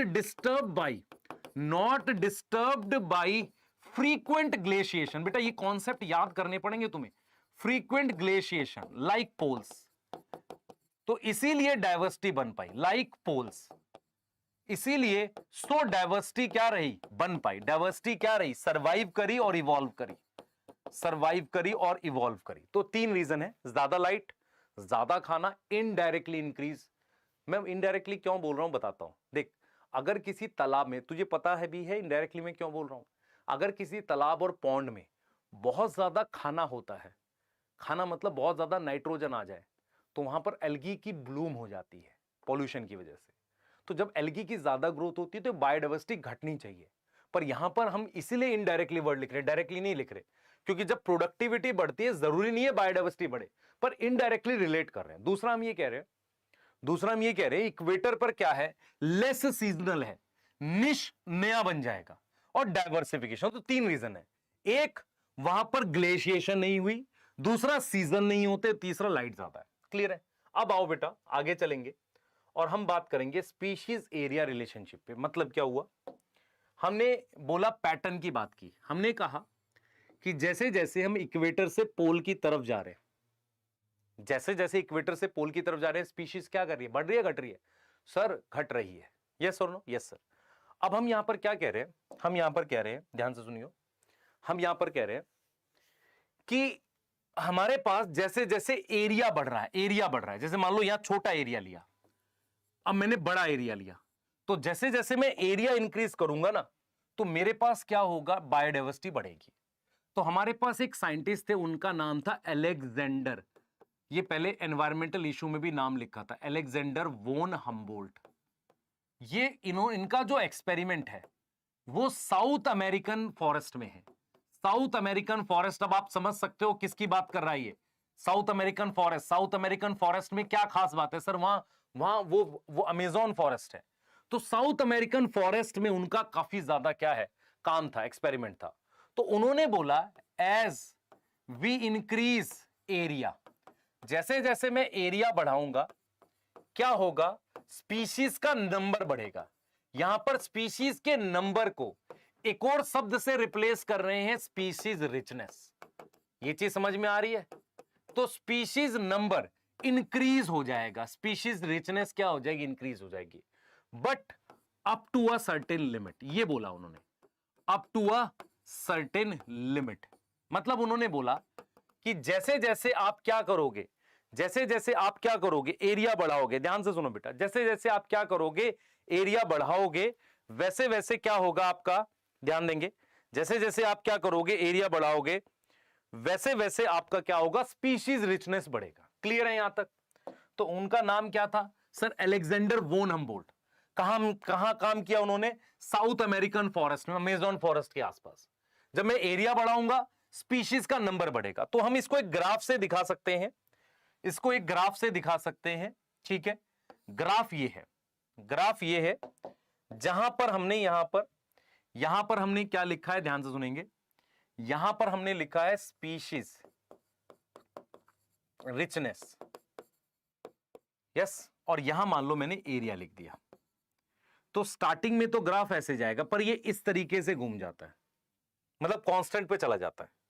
अब इस ग्राफ को एनसीईआरटी कहती है रेक्टेंगुलर हाइपरबोला, रेक्टेंगुलर हाइपरबोला ऐसे बोलती है, कहती है ये जो रिलेशन आता है रेक्टेंगुलर हाइपरबोला, मतलब ऐसा आ रहा है। तो इसके लिए एनसीईआरटी कहती है कि एस का मतलब है स्पीशीज रिचनेस, एस का मतलब क्या है, स्पीशीज का नंबर, रिचनेस। ए का मतलब है एरिया। तो ये जो ग्राफ है ना, S is directly proportional to A, yes, directly proportional to A. और हमारे पास बेटा उसने क्या किया है, ए के ऊपर एक वैल्यू लिख दी है जेड। अब ये जेड क्या है मैं बता देता हूं। जेड क्या है बेटा, इसे कहते हैं रिग्रेशन कोफिशिएंट। रिग्रेशन, रिग्रेशन मतलब घटना, रिग्रेशन कोफिशिएंट कहते हैं। अब देखो इसने क्या किया बेटा, इसने क्या किया, ये इस इक्वेशन के लिए ये इक्वेशन इस ग्राफ के लिए S is directly proportional to A की पावर जेड लिखा है, और जब एस को लिखेंगे तो सी ए जेड, एक कांस्टेंट लिख दिया, सी ए जेड ऐसे कांस्टेंट लिख दिया। क्लियर है? अब मान लो मैं ऐसा ही एक ग्राफ बनाऊं, सेम ग्राफ बनाऊं, पर मैं ये ग्राफ में क्या करूं, ध्यान से सुनिए बेटा। मान लो मैंने इस इक्वेशन को ऐसे लिख दिया, S is equal to C A Z लिख दिया, यस। अब मान लो मैं इसका लॉग ले लूं, तो क्या हो जाएगा, log S is equal to log C plus Z log A. अब आपको याद है स्ट्रेट लाइन की इक्वेशन, याद है किसी को? ये y है, ठीक है, सॉरी mx, mx चाहिए मुझे, ये m है, z ये x है, ये c है, और ये y है, यस। तो अगर आप ध्यान से देखो, y एक्सिस पे मैं क्या लिखूंगा, log s, इधर लिखूंगा log a, और एक स्ट्रेट लाइन का ग्राफ बना दूंगा ऐसे, यस। और ये जो स्ट्रेट लाइन का बनेगा इसका स्लोप क्या आएगा, इसका स्लोप आएगा z, यस, ये रहा स्लोप, यस। और ये c क्या आएगा सर, c इंटरसेप्ट आएगा, किस पर, y एक्सिस पर, ये रहा यहां पर, ये c है। तो एनसीईआरटी क्या करना चाह रही है, मेरी बात सुनो, ये इक्वेशन से क्या आपको मैथ पढ़ाना चाह रही है? नहीं, एनसीईआरटी सिर्फ ये बता रही है कि जैसे जैसे मैं एरिया बढ़ाता हूं स्पीशीज रिचनेस बढ़ती है, लेकिन एक लिमिट तक। ये किसने बताया, अलेक्जेंडर वोन हम्बोल्ट ने। उसने कहा कि ये जो रिलेशन आएगा एक रेक्टेंगुलर हाइपरबोला आएगा, जिसकी इक्वेशन ये है। अगर मैं लॉग लेके बनाऊंगा तो ऐसी इक्वेशन आएगी, मतलब इस इक्वेशन का ग्राफ ये है। ये चीज समझ में आ रही है? और यहां पर z क्या है, स्लोप है। स्लोप मतलब z क्या है, एक वैल्यू रहती है जिसको हम मल्टीप्लाई करते हैं, और ये जो वैल्यू निकाली जाती है, साइंटिस्ट लोगों ने क्या किया, ये z जो है ये स्लोप है। साइंटिस्ट लोगों ने जब ये z की वैल्यू निकाली अलग अलग टैक्सोनॉमिक ग्रुप के लिए, अलग अलग एरिया में, एनसीईआरटी ने बोला ब्रिटेन में निकाली, न्यूयॉर्क में निकाली, अलग अलग एरिया में निकाली, तो ये वैल्यू एक रेंज में मिल रही थी। तो ये जो z है ना बेटा, z है, जिसको हम क्या नाम दे रहे हैं, z को नाम दे रहे हैं रिग्रेशन कोफिशिएंट। क्या नाम दे रहे हैं, रिग्रेशन कोफिशिएंट। तो ये जो रिग्रेशन कोफिशिएंट है ना बेटा, ये एक वैल्यू है, हमारे पास एक वैल्यू है। तो ये जो z की वैल्यू मेरे पास, जिसे मैं रिग्रेशन कोफिशिएंट कह रहा हूं, बहुत ध्यान से सुनना, ये एक रेंज में आएगी और वो रेंज दे रखा है 0.1 से 0.2 और ये इंडिपेंडेंट होती है। इंडिपेंडेंट होती है किसमें, एरिया अंडर कंसीडरेशन। मान लो ब्रिटेन में ले लो, कहां ले लो, यूएसए में ले लो, कहीं भी ले लो। दूसरा टैक्सोनॉमिक ग्रुप, ये वैल्यू आ रही है z की, ये वैल्यू आ रही है। अब ये वैल्यू z की है। एनसीईआरटी ने कहा है कि फॉर लार्ज कॉन्टिनेंट, बड़े कॉन्टिनेंट जैसे कि एशिया, या फॉर ग्रुप लाइक मैमल्स और birds, fruit eating birds, basically कौन से bird, fruit eating birds, z की वैल्यू थोड़ा स्लोप जो है स्टीप है। अब देख बेटा, स्लोप स्टीप का क्या मतलब है, देख ये एक स्लोप है, देख ध्यान से सुनिए, एक स्लोप ये है ऐसा और एक ये स्लोप ये है। तो ज्यादा स्टीप स्लोप ये है ना, स्टीप समझ में आता है, ज्यादा ऐसा, देख स्टीप जैसे ये ऐसा और ज्यादा ऐसा, तो स्लोप स्टीप है, मतलब z की वैल्यू हाई है। z की वैल्यू क्या है, z की वैल्यू हाई है, तो z की वैल्यू हाई आई है इस केस में, क्लियर है। और वो आती है लगभग 1.2 के आसपास, एनसीईआरटी ने बोला है इन ग्रुप्स के लिए तो 1.15 है। तो मैं फिर रिपीट कर रहा हूं, स्पीशीज एरिया रिलेशनशिप किसने बताया, अलेक्जेंडर वोन हम्बोल्ट। पूरा रिवाइज कर लेते हैं एक बार फटाफट से, सब अलेक्जेंडर वोन हम्बोल्ट ने। अलेक्जेंडर वोन हम्बोल्ट ने बोला जैसे जैसे एरिया बढ़ाऊंगा स्पीशीज रिचनेस बढ़ेगी, पर एक लिमिट तक बढ़ती है। उन्होंने बोला रेक्टेंगुलर हाइपरबोला आएगा, S is equal to CAZ उसकी इक्वेशन है। जब हमने लॉग ले लिया तो इक्वेशन अलग आ गई हमारे पास, यस ठीक है। उसके बाद हमने बोला z क्या है, एक स्लोप है। ये स्लोप क्या होता है, ये रिप्रेजेंट करता है एक रेंज कि कितनी मतलब वैल्यू रहेगी स्पीशीज रिचनेस के पर यूनिट एरिया। तो वो जो रेंज है ना, जो स्लोप है, वो 0.1 से 0.2 है मैक्सिमम स्पीशीज के लिए। लेकिन कुछ स्पेशल केसेस में, बड़े कॉन्टिनेंट में, या हम बोलेंगे किसमें, जो मैमल्स और फ्रूट ईटिंग बर्ड्स के लिए, ये ज्यादा स्लोप स्टीप है। स्टीप समझ में आता है, स्टीप, ये रहा स्टीप, यस। यहां स्लोप लेस है, लेस, स्टीप का मतलब ज्यादा स्लोप है, यस ये चीज है। तो ये चीज आपकी एनसीईआरटी देती है और आपको ध्यान रखना है कौन से पॉइंट्स इंपॉर्टेंट है। साउथ अमेरिकन फॉरेस्ट में किसने, अलेक्जेंडर, जर्मन साइंटिस्ट थे अलेक्जेंडर वोन हम्बोल्ट, यस। उन्होंने क्या देखा, स्पीशीज रिचनेस, बट क्या कहा, एक लिमिट तक, और उन्होंने कहा रेक्टेंगुलर हाइपरबोला, लॉग लेके ये इक्वेशन आई। तो ये वाली विदाउट लॉग है और ये लॉग के साथ है, यस ठीक है, क्लियर है। फिर उन्होंने बोला कि z की वैल्यू इसके बीच में आएगी, लेकिन कुछ बड़े ग्रुप्स के लिए किसके बीच में आएगी, इसके बीच में, और slope is found to fruit eating birds वगैरह के लिए इतना है यहां पे, यस ये चीज समझ में आ रही है। तो ये वो पॉइंट्स है जो आपने याद रखने हैं, ठीक है।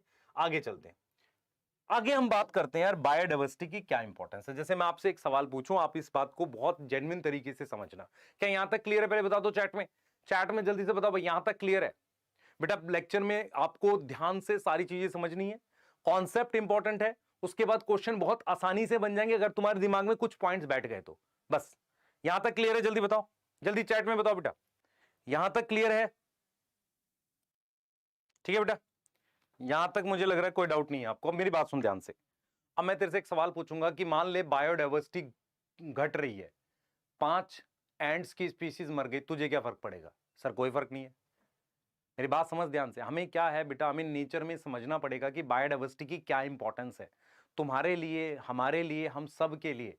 बायोडाइवर्सिटी कितनी इंपॉर्टेंट है ये बात हमें समझनी पड़ेगी। तो अगर मैं आपसे पूछूं कि बायोडाइवर्सिटी आपके लिए क्या रोल प्ले करती है, क्या काम करती है बायोडाइवर्सिटी, तो सबसे पहले आपको इस बात से समझना पड़ेगा कि अगर आप फॉरेस्ट में देखते हो, मैं एक उदाहरण से समझाता हूं। आपने कभी देखा है कि फॉरेस्ट में मतलब प्लांट्स अपने आप उग रहे हैं? क्या उन्हें जरूरत पड़ रही है उसको खाद देने की, पानी देने की? नहीं, अपने आप उग रहे हैं। लेकिन जब आप एग्रीकल्चरल फील्ड में जाते हो वहां आपको ज्यादा केयर की जरूरत पड़ती है। इसका मतलब यह है कि क्योंकि वहां बायोडाइवर्सिटी कम है, वहां पर एक ही तरह के प्लांट उग रहे हैं। तो लॉजिक ये है कि सबसे पहला अगर मैं रोल आपसे कहूं बायोडाइवर्सिटी क्या करेगी, तो मैं ये बोलूंगा कि जितनी ज्यादा बायोडाइवर्सिटी होगी, क्योंकि बेटा आपको मेन पॉइंट्स याद करने हैं, जितनी ज्यादा बायोडाइवर्सिटी होगी उतनी ज्यादा प्रोडक्टिविटी होगी। मैं रिपीट कर रहा हूं, जितनी ज्यादा टाइप की स्पीशीज होंगी उतनी ज्यादा प्लांट प्रोडक्टिविटी होगी, उतना ज्यादा एनुअल प्रोडक्टिविटी होगी। इसके पीछे एक एक्सपेरिमेंट भी है जो एक साइंटिस्ट ने किया था, जिसको अपने देखेंगे, जो सपोर्ट किया था किसने? डेविड टिलमैन ने। तो एक साइंटिस्ट थे डेविड टिलमैन, उनका हम एक्सपेरिमेंट देखेंगे। दूसरा हम ये कह रहे हैं कि अगर ज्यादा बायोडाइवर्सिटी होगी, ज्यादा बायोडाइवर्सिटी होगी तो फर्क नहीं पड़ेगा इंटरनल डिस्टरबेंस का। No impact of internal disturbance, no impact of internal disturbance. Internal disturbance का हमारे पास कोई इंपैक्ट नहीं पड़ेगा। तीसरा हम क्या बोल रहे हैं, सुनो ध्यान से बेटा। पहला हमने बोला जितनी ज्यादा बायोडाइवर्सिटी है उतनी प्रोडक्टिविटी है। दूसरा हमने बोला कि जितनी ज्यादा बायोडाइवर्सिटी है उतना इंपैक्ट नहीं पड़ने वाला है इंटरनल डिस्टरबेंस का। क्या यह बात में कोई डाउट है तुम्हें? इंपैक्ट नहीं पड़ेगा इंटरनल डिस्टरबेंस का, कोई इंपैक्ट नहीं पड़ेगा। क्लियर है कि नहीं बताओ? तीसरा हम ये बोलेंगे, मान लो देखो इंटरनल डिस्टरबेंस क्या होती है कि एक फॉरेस्ट में मान लो खाना कम हो गया, कोई पर्टिकुलर टाइप के प्लांट मर गए, कोई और प्लांट से सपोर्ट मिल जाएगा। मेरी बात समझ पा रहे हो? मान लो एक एनिमल है जो एक पर्टिकुलर प्लांट को खाता है, तो अगर वो नहीं है तो किसी और को खा लेगा, अगर बायोडाइवर्सिटी है। ऐसे ही बेटा हमारे पास क्या होगा, जितनी ज्यादा बायोडाइवर्सिटी होगी उतनी ज्यादा कम इंपैक्ट होगा external, less impact of external. External disturbance क्या होती है? एक्सटर्नल डिस्टरबेंस का मतलब होता है कोई बाहर से स्पीशीज आ जाए, एलियन स्पीशीज इन्वेजन हो जाए। आज बेटा वर्ल्ड इतना खराब कोविड से क्यों हुआ? क्योंकि हमने बायोडाइवर्सिटी घटाते जा रहे हैं। अब कहीं भी कोई नई चीज आएगी बहुत बड़ा इंपैक्ट मारेगी। एलियन स्पीशीज होता है कोई ऐसी स्पीशीज जो पहले उस एरिया में नहीं थी, नई जगह चली गई। अगर वहां पर ज्यादा बायोडाइवर्सिटी तो इंपैक्ट नहीं पड़ता उस जगह का, उस जगह पर, लेकिन अगर कम है तो बहुत इंपैक्ट पड़ता है। तो एलियन स्पीशीज इन्वेजन का ज्यादा इंपैक्ट नहीं पड़ेगा। तो ये तीन मेजर रोल हैं जो बायोडाइवर्सिटी करती है। और हमारे पास कुछ ऐसे साइंटिस्ट थे जिन्होंने इस बात को सपोर्ट किया, क्योंकि ये बहुत बड़ी बात है कि यार क्या काम कर रही है बायोडाइवर्सिटी, यस और नो। तो सबसे पहले अपने देखेंगे यहां पर बेटा, यहां पर देखेंगे कि डेविड टिलमैन ने क्या किया था। तो डेविड टिलमैन ने एक्सटर्नल प्लॉट एक्सपेरिमेंट किया था। एक्सटर्नल प्लॉट एक्सपेरिमेंट्स किए थे बेटा, कुछ एक्सपेरिमेंट किए थे किसके लिए? On annual productivity. Annual productivity पे कुछ एक्सपेरिमेंट किए थे। उन्होंने क्या देखा, उस चीज को मैं आसानी से दिखा सकता हूं आपको। उन्होंने क्या ऑब्जर्व किया होगा, मान लो उन्होंने ये दो प्लॉट ले लिए, सेम एरिया के प्लॉट ले लिए, प्लॉट मतलब एरिया। उन्होंने देखा कि 2022 में, 2021 में, 2022 में और 2023, मैंने रैंडम ईयर डाला है। यहां प्रोडक्टिविटी 100 है, यहां 100.02 है, यहां 100.05 है। इसमें बायोडाइवर्सिटी का मतलब है स्पीशीज। यहां मान लो स्पीशीज थी मान लो 500, यहां बायोडाइवर्सिटी है कम, लेस है, तो यहां मान लेते हैं 100 स्पीशीज है। यस और नो? यस। तो मैंने यहां पर लिखा है 2021, 2022 और 2023। हो सकता है यहां 105 हो, यहां फिर 30 आ जाए, फिर 80 आ जाए। तो अगर आप देख रहे हो, अगर आप देख रहे हो, ये प्रोडक्टिविटी दे रखी है, कांस्टेंट है। ये क्या आ रही है? कांस्टेंट है। और ये मेरे पास वेरिएबल आ रही है, ये मेरे पास क्या आ रही है? वेरिएबल आ रही है। क्लियर है कि नहीं बताओ? ये मेरे पास क्या आ रही है? वेरिएबल आ रही है। तो अगर आप ध्यान से देखो, अगर आप ध्यान से देखो बेटा, ध्यान से देखो कि डेविड टिलमैन ने बोला था कि area with more biodiversity show least variation in annual productivity. मैं लिख रहा हूं, क्या बोला था उन्होंने? एरिया विद मोर बायोडाइवर्सिटी, जितनी ज्यादा बायोडाइवर्सिटी होगी उतनी ज्यादा लीस्ट वेरिएबल। लीस्ट वेरिएबल है किसमें? लीस्ट वेरिएबल है किसमें? प्रोडक्टिविटी में। तो इसका मतलब वेरिएशन नहीं मिलती, प्रोडक्टिविटी अच्छी खासी कांस्टेंट मिलती है। क्या यह बात समझ में आ रही है? क्या यह बात क्लियर है आपको? बता दो जल्दी से, क्या यह बात क्लियर है? तो ठीक है बेटा, तो आगे चलते हैं। आगे बेटा एक हाइपोथेसिस थी जिसका नाम था रिवेट पॉपर हाइपोथेसिस। आपकी एनसीईआरटी पूछती है कि मान लो हमारे पास 30,000 टाइप की एंड्स हैं, उनमें से 5,000 मर जाएं, 5,000 एंड्स एक्सटिंक्ट कर जाएं, आपकी हेल्थ पे क्या फर्क पड़ेगा, इंपैक्ट क्या पड़ेगा आपको? तो एनसीईआरटी कहती है कि सच नेवी का मतलब होता है फालतू नया, सच नेवी क्वेश्चन का जो आंसर है ना वो मिला है किसके थ्रू? एक इकोलॉजिस्ट के थ्रू। आंसर ऐसे आएगा, आंसर आएगा बाई इकोलॉजिस्ट के थ्रू। उस इकोलॉजिस्ट का नाम है स्टैनफोर्ड यूनिवर्सिटी का, स्टैनफोर्ड इकोलॉजिस्ट है, स्टैनफोर्ड यूनिवर्सिटी का है।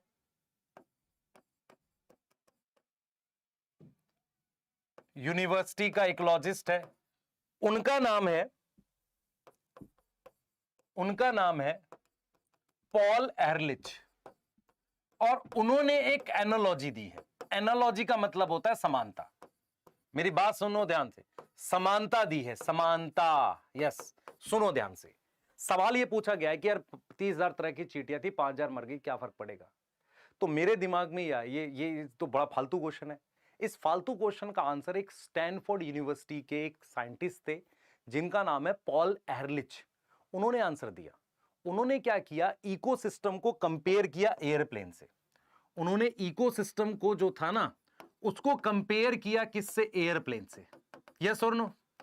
और उन्होंने जो बोल्ट होते हैं, पार्ट्स, जो बेसिकली स्पीशीज थी, जो इकोसिस्टम में स्पीशीज होती हैं, उनको रिवेट से कंपेयर किया। रिवेट क्या होता है? बोल्ट होते हैं बाय विच पार्ट्स कनेक्ट, जिससे जो प्लेन का पार्ट्स जुड़ा होता है ना, वो नट बोल्ट वाला बोल्ट वो है।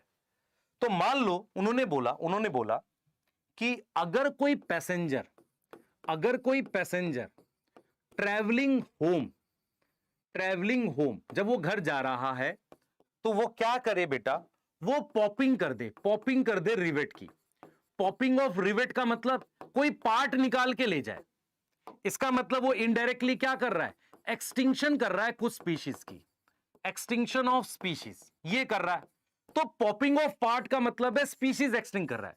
तो इनिशियली कोई फर्क नहीं पड़ेगा, इनिशियली नो इंपैक्ट। इनिशियली क्या होगा? कोई इंपैक्ट नहीं होगा बेटा, इनिशियली कोई इंपैक्ट नहीं पड़ेगा। मेरी बात समझ लो ध्यान से, इनिशियली कोई इंपैक्ट नहीं पड़ेगा मतलब क्या हुआ? No impact on stability, no impact on stability, stability पर कोई इंपैक्ट नहीं पड़ेगा। बट ध्यान से सुनो, पर क्या होगा? सुनना ध्यान से। बट अगर कोई important part, but some important rivet मतलब जो विंग्स को कनेक्ट कर रहा है, विंग्स को जो कनेक्ट कर रहा है।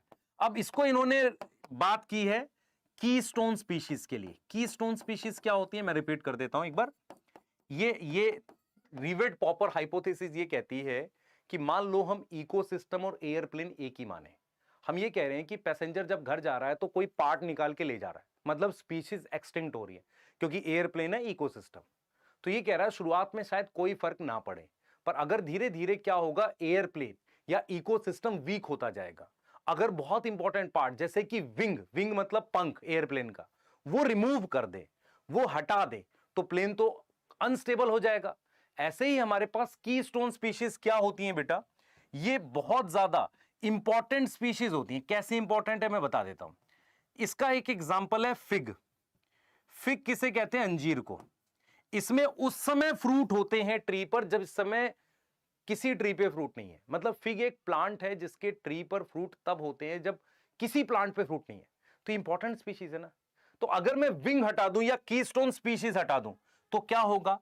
प्लेन क्रिटिकली एंडेंजर्ड हो जाएगा। प्लेन क्या हो जाएगा? क्रिटिकली एंडेंजर्ड हो जाएगा। तो यहां पर आपको यहां पर मेरी बात समझ में आ गई है। तो हमारे पास क्या है बेटा? स्टैनफोर्ड यूनिवर्सिटी के इकोलॉजिस्ट थे जिन्होंने इनडायरेक्ट आंसर बताया इस फालतू क्वेश्चन का कि 5,000 एंड्स मर गई तो क्या होगा। उन्होंने कंपेयर किया किसको? इकोसिस्टम को एयरप्लेन से, रिवेट को स्पीशीज से, पॉपिंग ऑफ रिवेट को एक्सटिंक्शन ऑफ स्पीशीज से। यस, ये याद करना आपने, कीस्टोन स्पीशीज विंग्स से। यस, स्टेबिलिटी वीक होना मतलब इकोसिस्टम वीक होना है, स्टेबिलिटी ऑफ प्लेन की। क्लियर है? तो ये हमने क्या पढ़ लिया बेटा, इकोसिस्टम की क्या पढ़ ली हमने, इकोसिस्टम की इंपॉर्टेंस पढ़ ली। तो आप ये सारी चीजें आराम से पढ़ ले जाओगे। देखो बेटा, ये कीस्टोन वगैरह लिखा हुआ है, मैं बोल रहा हूं, ये देखो, loss of rivet wings major ecosystem में, क्लियर है, प्रॉब्लम लाएगा। Clear? Proper functioning of ecosystem को ही हम कह रहे हैं flight safety. Yes, Paul Ehrlich, 1000 of rivet मतलब स्पीशीज। यस, चलिए अब हम बात करेंगे, अब हमने क्या पढ़ लिया, बायोडाइवर्सिटी के बारे में पढ़ लिया। देखो चैप्टर 3 हिस्से में है। पहला हिस्सा है बायोडाइवर्सिटी, दूसरा हिस्सा है, पहला हिस्सा है बायोडाइवर्सिटी, दूसरा हिस्सा क्या है, दूसरा हिस्सा है उसमें एक्सटिंक्शन, कि कैसे बायोडाइवर्सिटी कम हो रही है, और तीसरा हिस्सा है उसकी कंजर्वेशन। मेरी बात समझ में आ रही है? अब हम पढ़ेंगे कि बायोडाइवर्सिटी कैसे एक्सटिंक्ट हो रही है, फिर पढ़ेंगे कि कैसे कंजर्व कर सकते हैं। आ जाओ। तो सबसे पहले मैं आपसे कह रहा हूं कि आपकी एनसीईआरटी ने सबसे पहले बोला है, देख भाई, एनसीईआरटी क्लियरली कहती है, देखो भाई, इस बात के कोई डाउट नहीं, देखो एनसीईआरटी कहती है कि भाई हमें ऐसे कोई सबूत तो नहीं है, और ना हम बोल सकते हैं कि क्या हमने अपने टाइम में, जैसे अगर मैं पूछूं ह्यूमन 200 400 500 साल से प्रॉपरली अर्थ पे एक्टिव है, क्या हमने अपनी लाइफ में कोई नई स्पीशीज ऐड होते हुए देखा है? नो। पर क्या स्पीशीज एक्सटिंक्ट हुई हैं? यस, स्पीशीज एक्सटिंक्ट हुई है। यस, तो इस बात के हमारे पास बहुत सारे प्रूफ हैं, और उस प्रूफ में कुछ प्रूफ क्या क्या है सुनना ध्यान से। एनसीईआरटी कहती है कि भाई जब से ह्यूमन ने पैसिफिक आइलैंड को इनहैबिट किया, इनहैबिट मतलब वहां आया है, तो लगभग 2000 बर्ड की स्पीशीज एक्सटिंक्ट हो गई हैं। यस, 2000 बर्ड की स्पीशीज एक्सटिंक्ट हो गई जब से ह्यूमन पैसिफिक ओशियन के जो आइलैंड्स हैं वहां आया है। उसके बाद एनसीईआरटी कहती है कि IUCN जो है एक ऑर्गेनाइजेशन है, जिसने 2004 में एक लिस्ट निकाली थी, उसने बोला था, उस लिस्ट में बोला था कि यार 784 एक्सटिंक्शन हुए हैं लास्ट 500 ईयर में। मतलब उन्होंने कहा कि लगभग 500 ईयर में तो मुझे इतने एक्सटिंक्शन के मुझे प्रूफ मिले हैं। सर ये डाटा याद करना मेरे हिसाब से नहीं, पर तुम्हें IUCN की लिस्ट की बात याद करनी है। उसमें उसने कुछ ऐसे बोला है कि 338 वर्टिब्रेट्स गए हैं, उनका नंबर कम है तो कम गए हैं, 359 इनवर्टिब्रेट्स गए हैं, ठीक है, जो एक्सटिंक्ट हुए हैं, 87 प्लांट एक्सटिंक्ट हुए, तो ये एक्सटिंक्ट हो गए हैं। और लास्ट 20 ईयर में तो 27, लास्ट 20 ईयर्स में तो 27 स्पीशीज एक्सटिंक्ट हुई है, 27 स्पीशीज। तो ये तो काफी फास्ट है ना, 500 साल में इतना है, लास्ट 20 ईयर्स में 27 स्पीशीज एक्सटिंक्ट हुई है। क्लियर है? और इसके जो कुछ एग्जाम्पल हैं हमारे पास, कुछ इसके जो एग्जाम्पल्स हैं वो कौन कौन से, देखो, मॉरिशस में एक बर्ड मिलता था जिसे कहते थे डोडो, बर्ड था। अफ्रीका में जीब्रा जैसा दिखता था, उसे कहते थे क्वैगा। ऑस्ट्रेलिया में हमारे पास एक जैकल जैसा या फॉक्स जैसा दिखता था, उसे कहते थे थाइलासिन। रशिया में स्टीलर सी काउ, ये सील जैसा दिखता था। यस, ये एक्सटिंक्ट हो गए।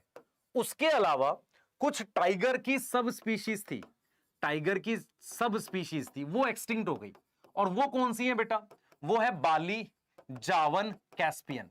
तो ये नाम याद करने, अगर आपसे मैं पूछूं कि पिछले वाला डाटा याद करना, नहीं, तुझे ये नाम याद करना है, तुझे ये नाम याद करना, और ये कर सकता है तो कर लियो, ठीक है। यस, ये कर सकता है तो कर लियो। अब आपको ये समझना पड़ेगा, आपको ये समझना पड़ेगा कि यार देखो, ये है स्टीलर सी काउ, ये मेरे पास डोडो है, ये क्वैगा है, this is quagga, this is quagga. Africa में ये क्या है बेटा? डोडो। मॉरिशस, ठीक है, थाइलासिन, थाइलासिन ऑस्ट्रेलिया में, क्लियर, स्टीलर सी काउ है ना, सील जैसा है, क्लियर है। और आप देखो IUCN क्या है बेटा? एक ऑर्गेनाइजेशन है। IUCN जो होती है एक लिस्ट निकालती है, उसमें 3 कैटेगरी बनाती है। एक बनाती है एक्सटिंक्ट।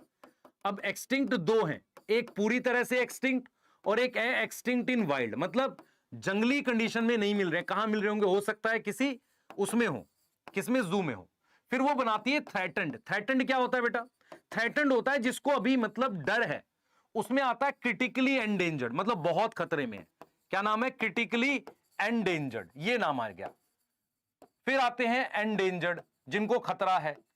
फिर आते हैं वुल्नरेबल, कम खतरा है, मतलब खतरा है पर कम खतरा है, यस।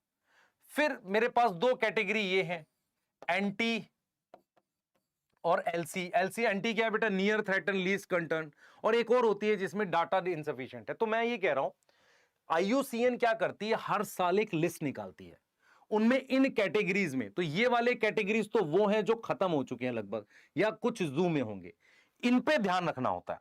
ये वो कैटेगरीज हैं जिन पे खास क्या ध्यान रखना है कि अब क्या पहले जो था वो वुल्नरेबल से कहीं इसमें तो नहीं चला गया, बहुत खतरे में तो नहीं चला गया, इस तरीके से। तो आईयूसीएन बेटा जो थ्रेटेंड होती है ना, उनकी लिस्ट निकालती है, और हमारे पास वो लिस्ट की अगर हम बात करें बेटा, उस लिस्ट की बात करें, उसे ही हम कहते हैं थ्रेट ऑफ एक्सटिंक्शन। तो अगर मैं आपसे कहूं कि सबसे ज्यादा थ्रेट क्या सारे ऑर्गेनिजम्स को है, क्या सारे ग्रुप में बराबर थ्रेट है? नहीं, हमारे पास कुछ 15,500 स्पीशीज बताई थी उसने, आईयूसीएन ने, जिनको थ्रेट है, और उसमें मेरे पास 12% बर्ड्स हैं, 23% मैमल्स हैं, यस, और हमारे पास 31% जिम्नोस्पर्म। आप देख रहे हो जिम्नोस्पर्म को भी काफी थ्रेट है, और 32% एम्फीबियन से। पूरा 100 नहीं होगा, बाकी तो और भी स्पीशीज हैं। मतलब आईयूसीएन ने वो जो मैंने बीच वाला ग्रुप बताया था ना, थ्रेटेंड वाला, उस थ्रेटेंड में मोस्टली देख रहे हो, मोस्टली एम्फीबियंस है, क्योंकि फ्रेश वाटर सोर्सेज कम होते जा रहे हैं।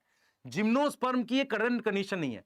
मैमल्स लार्ज साइज के होते हैं, क्लियर। बर्ड्स का भी खाने का सोर्स कम होता जा रहा है, तो इनको काफी ज्यादा थ्रेट है, काफी ज्यादा क्या है, थ्रेट है। अब मैं आपसे एक सवाल पूछ रहा हूं, जो जिसका आंसर आपको अपने दिमाग में रखना है। देखो हमने क्या पढ़ना है, हमने पढ़ना है लॉस ऑफ बायोडाइवर्सिटी। तो सबसे पहले एनसीईआरटी ने क्या पूछा आपसे, आपसे पूछा क्या कोई नई स्पीशीज ऐड हुई? आपने कहा नहीं। क्या मरी है? हाँ मरी है। पैसिफिक ओशियन में हुए हैं एक्सटिंक्शन, यस। कंट्रीज में हुए हैं, हाँ यस।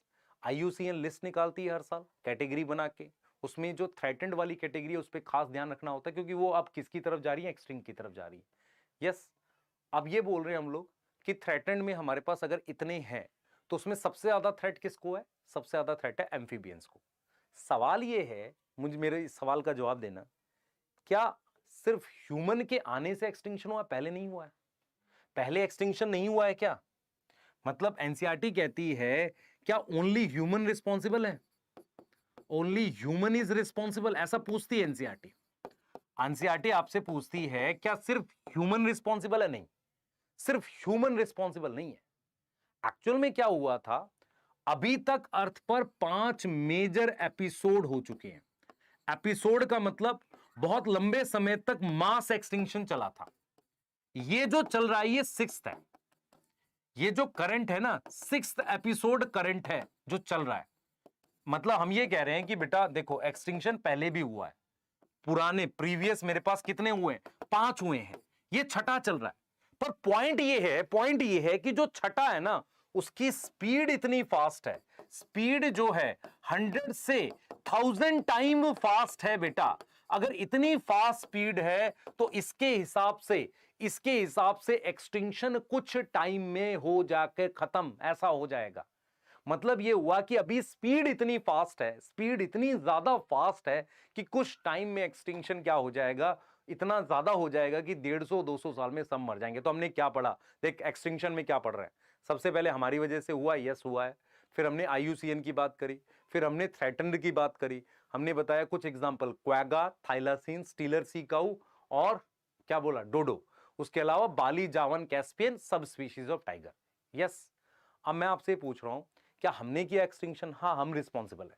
इसका एग्जांपल है पहले 5 बड़े एपिसोड हो चुके हैं, ये छठे वाले की स्पीड बहुत फास्ट है। यहां तक कोई डाउट है? सोचो। नहीं सर, आगे आ जाओ। अब क्या है बेटा, अगर मैं आपसे पूछूं कि इंपैक्ट क्या होगा बायोडाइवर्सिटी लॉस का, कोई असर पड़ेगा? सोच, असर पड़ेगा। पहला, एनसीईआरटी लिखती है कि डिक्रीज इन प्लांट प्रोडक्टिविटी। तो ये तो जब रोल था उसका उल्टा होगा कि नहीं होगा? Yes, decrease in plant productivity, yes, clear है, सही है। दूसरा क्या है, रेजिस्टेंस डिक्रीज हो जाएगा। रेजिस्टेंस डिक्रीज हो जाएगा किसका? फॉर एनवायरमेंटल चेंजेस का। एनवायरमेंट में जो चेंज होंगे उसके लिए रेजिस्टेंस क्या होगा? डिक्रीज कर जाएगा, यस। फिर क्या आ जाएगा? वेरिएशन आ जाएगी, किसमें?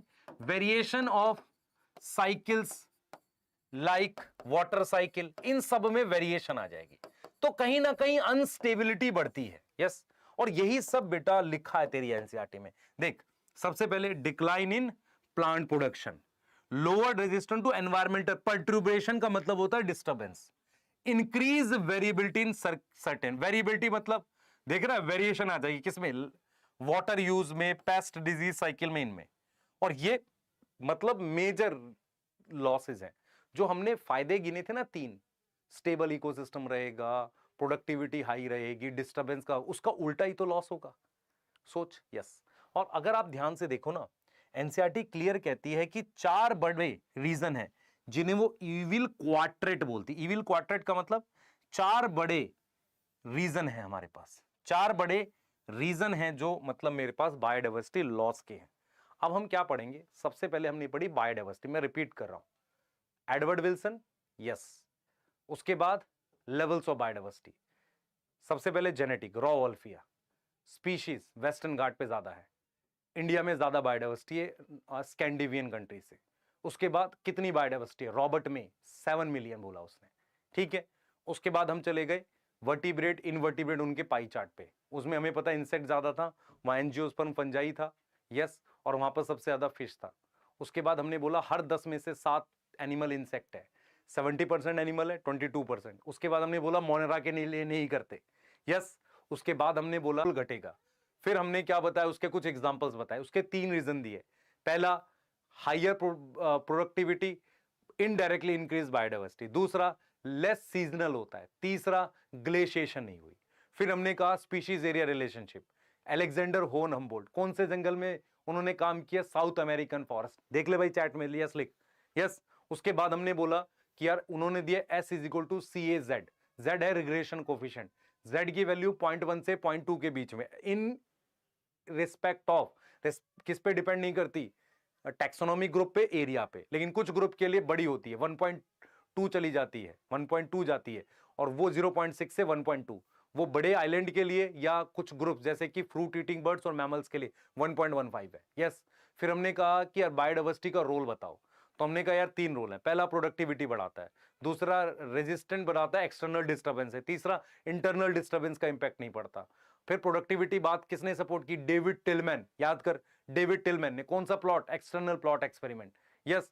फिर पॉल एलरिच ने बताया कि जैसे जैसे मैं स्पीशीज एक्सटिंक्ट करूंगा, रिवेट हटाऊंगा, तो क्या होगा, एयरप्लेन वीक हो जाएगा, तो airplane ecosystem, yes, rivet species, extinction of species मतलब रिवेट को हटा रहे हैं, पॉपिंग कर रहे हैं, क्लियर है, यस। कीस्टोन स्पीशीज मतलब विंग्स, ये बताया। उसके बाद हमने कहा लॉस ऑफ बायोडाइवर्सिटी, एग्जांपल्स बताए आपको, यस, एग्जांपल में हमने बता दिए सारे। उसके बाद हमने कहा कि पैसिफिक ओशियन में करा है क्वेगा, थाइलासीन, स्टीलर सी काऊ, डोडो, इनकी बात करी। उसके बाद हमने बोला है कि क्या ह्यूमन ही रिस्पॉन्सिबल है, फिर हमने बताई वो सारी बातें कि यार नहीं, ये पर 6ठा एपिसोड इतना फास्ट कर दिया हमने, यस, ठीक है। उसके बाद हमने थ्रेटेंड की बात की, उसमें सबसे ज्यादा इंपैक्ट देख रहे हैं हम एम्फीबियन पे। अब हम ये कर रहे हैं कि 4 बड़े कारण बताओ जिसकी वजह से बायोडाइवर्सिटी लॉस किया है ह्यूमन ने, क्योंकि ह्यूमन ने किया। उस 4 बड़े कारण में बेटा सबसे पहला रीजन जो है हमारे पास है वो है हैबिटाट लॉस और फ्रेगमेंटेशन। मेरी बात सुनो ध्यान से, एनसीईआरटी क्लियरली कहती है कि हैबिटाट लॉस होगा तो मेरे पास क्या होगा, लेस स्पेस होगा, किसके लिए, फूड के लिए, शेल्टर के लिए, यस और नो, लेस स्पेस है मेरे पास, ठीक है। इसका एग्जांपल उन्होंने बताया अमेज़न फॉरेस्ट, अमेज़न फॉरेस्ट जिसको लंग्स कहते हैं अर्थ का, लंग्स ऑफ अर्थ कहते हैं, पहले वो क्या था बेटा, वो 14% पे था, 14% टोटल अर्थ एरिया था, अब 6% है।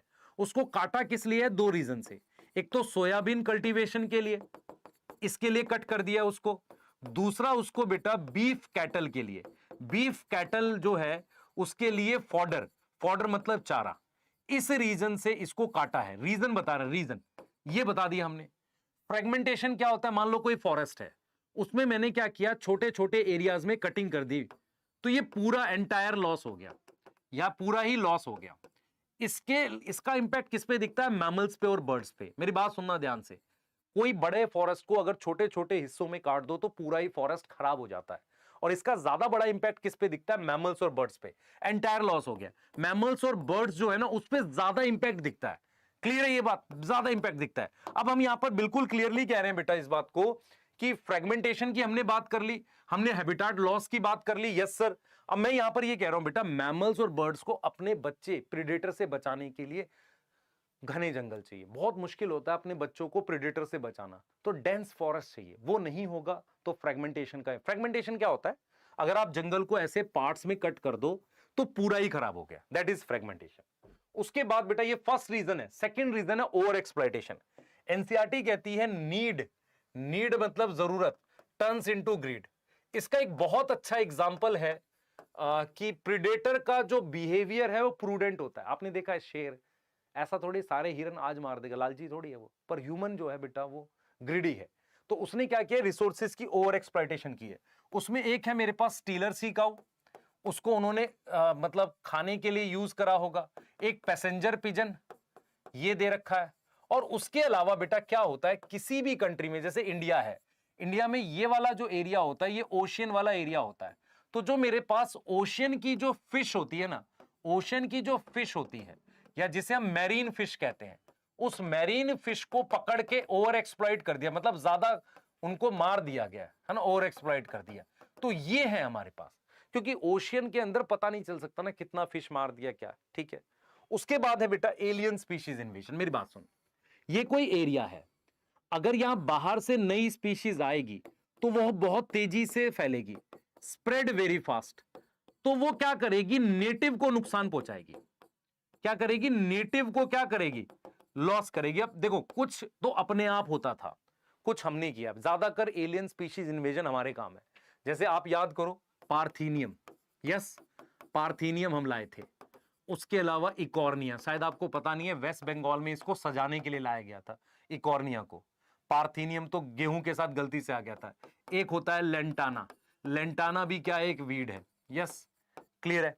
इसके अलावा बेटा एक फिश थी हमारे पास, उसे कहते हैं नाइल पर्च। नाइल पर्च क्या थी, एक फिश होती है।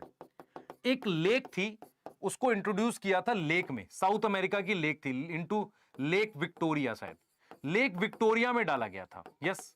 जब इस लेक विक्टोरिया में डाला गया ना, तो चिकलिड फिश एक्सटिंक्ट हो गई। चिकलिड फिश क्या होती है बेटा, जैसे मान लो ये मैंने एरिया बना दिया, ये मेरे पास लेक है। इस लेक में वो जो आपने एक्वेरियम देखा, एक्वेरियम आपके घर में जो एक्वेरियम होता है उसमें छोटी छोटी फिश, वो चिकलिड फिश होती है। इसकी लगभग 200 स्पीशीज एक्सटिंक्ट कर दी। और नाइल पर्च जो आप नेट पे सर्च करोगे बहुत बड़ी फिश होती है, उसको लाए थे, टूरिस्ट देखेंगे अच्छा लगेगा, पर उसने तो यार सारा एक्सटिंक्ट कर दिया। इसके अलावा बेटा एक हमारे पास एक कैटफिश होती है, कैटफिश थी अफ्रीकन, अफ्रीकन, उसका नाम था क्लेरियस, क्लेरियस गैरीपाइनस। ये कैटफिश जो खाई जाती थी, इसको इंट्रोड्यूस किया था इलीगली इंडियन वाटर में, इनटू इंडियन वाटर, इंडियन जो पानी रिवर्स हैं, इलीगली। और उसने क्या किया, एक्सटिंक्ट किया, एक्सटिंक्ट किया किसको, इंडियन कैटफिश को।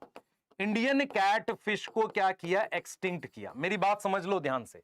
तो ये मेरे पास किसका एग्जांपल है, एलियन स्पीशीज इन्वेजन का एग्जांपल है। ये एग्जांपल है ओवर एक्सप्लॉयटेशन का, क्लियर है। अब हम बात कर रहे हैं बेटा को एक्सटिंक्शन की। किसकी बात कर रहे हैं, अपने को एक्सटिंक्शन की बात कर रहे हैं, ठीक है। को एक्सटिंक्शन क्या होता है बेटा, एक सेकेंड देना।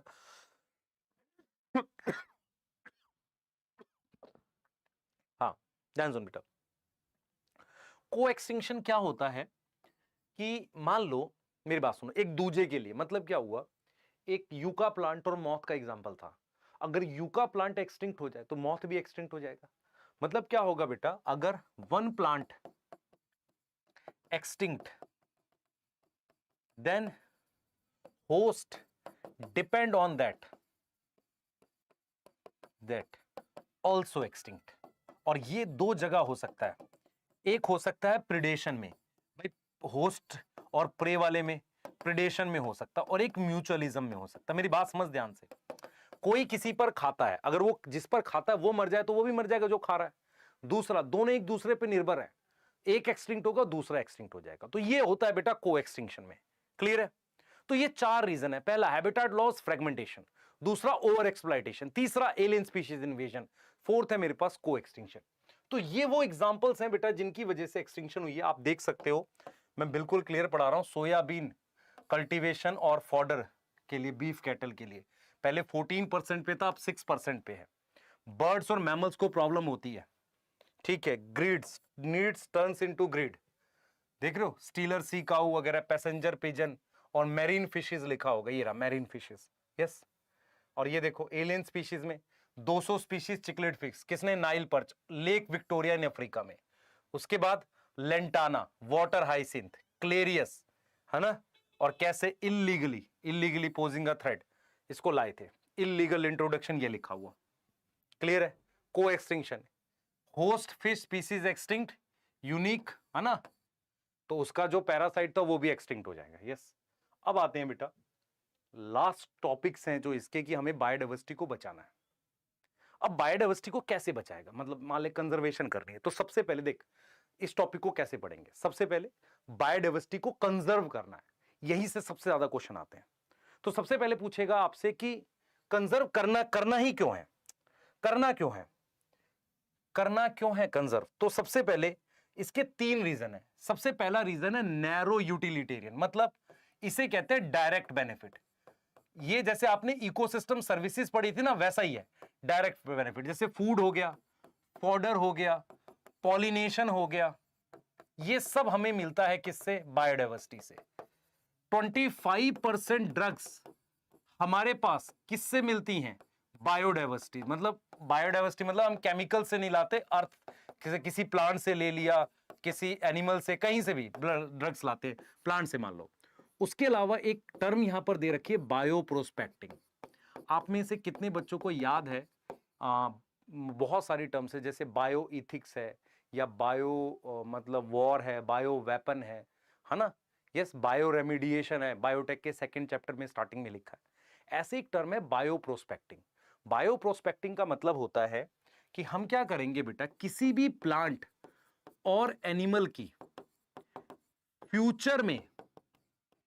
फ्यूचर में उससे क्या जो बेनिफिट ले सकते हैं, कैसे, बाय फाइंडिंग कि उसमें कौन सी जीन है, फाइंडिंग जीन कौन सी है, केमिकल कौन से हैं, ये सब पता करके फ्यूचर में मैं उनसे क्या बेनिफिट ले सकता हूं, उसे कहते हैं बायो प्रोस्पेक्टिंग, यस। तो ये मेरे पास डायरेक्ट बेनिफिट है, इन्हें कहते हैं डायरेक्ट बेनिफिट। तो नैरो यूटिलिटेरियन का मतलब होता है डायरेक्ट बेनिफिट। दूसरे हमारे पास है इनडायरेक्ट बेनिफिट।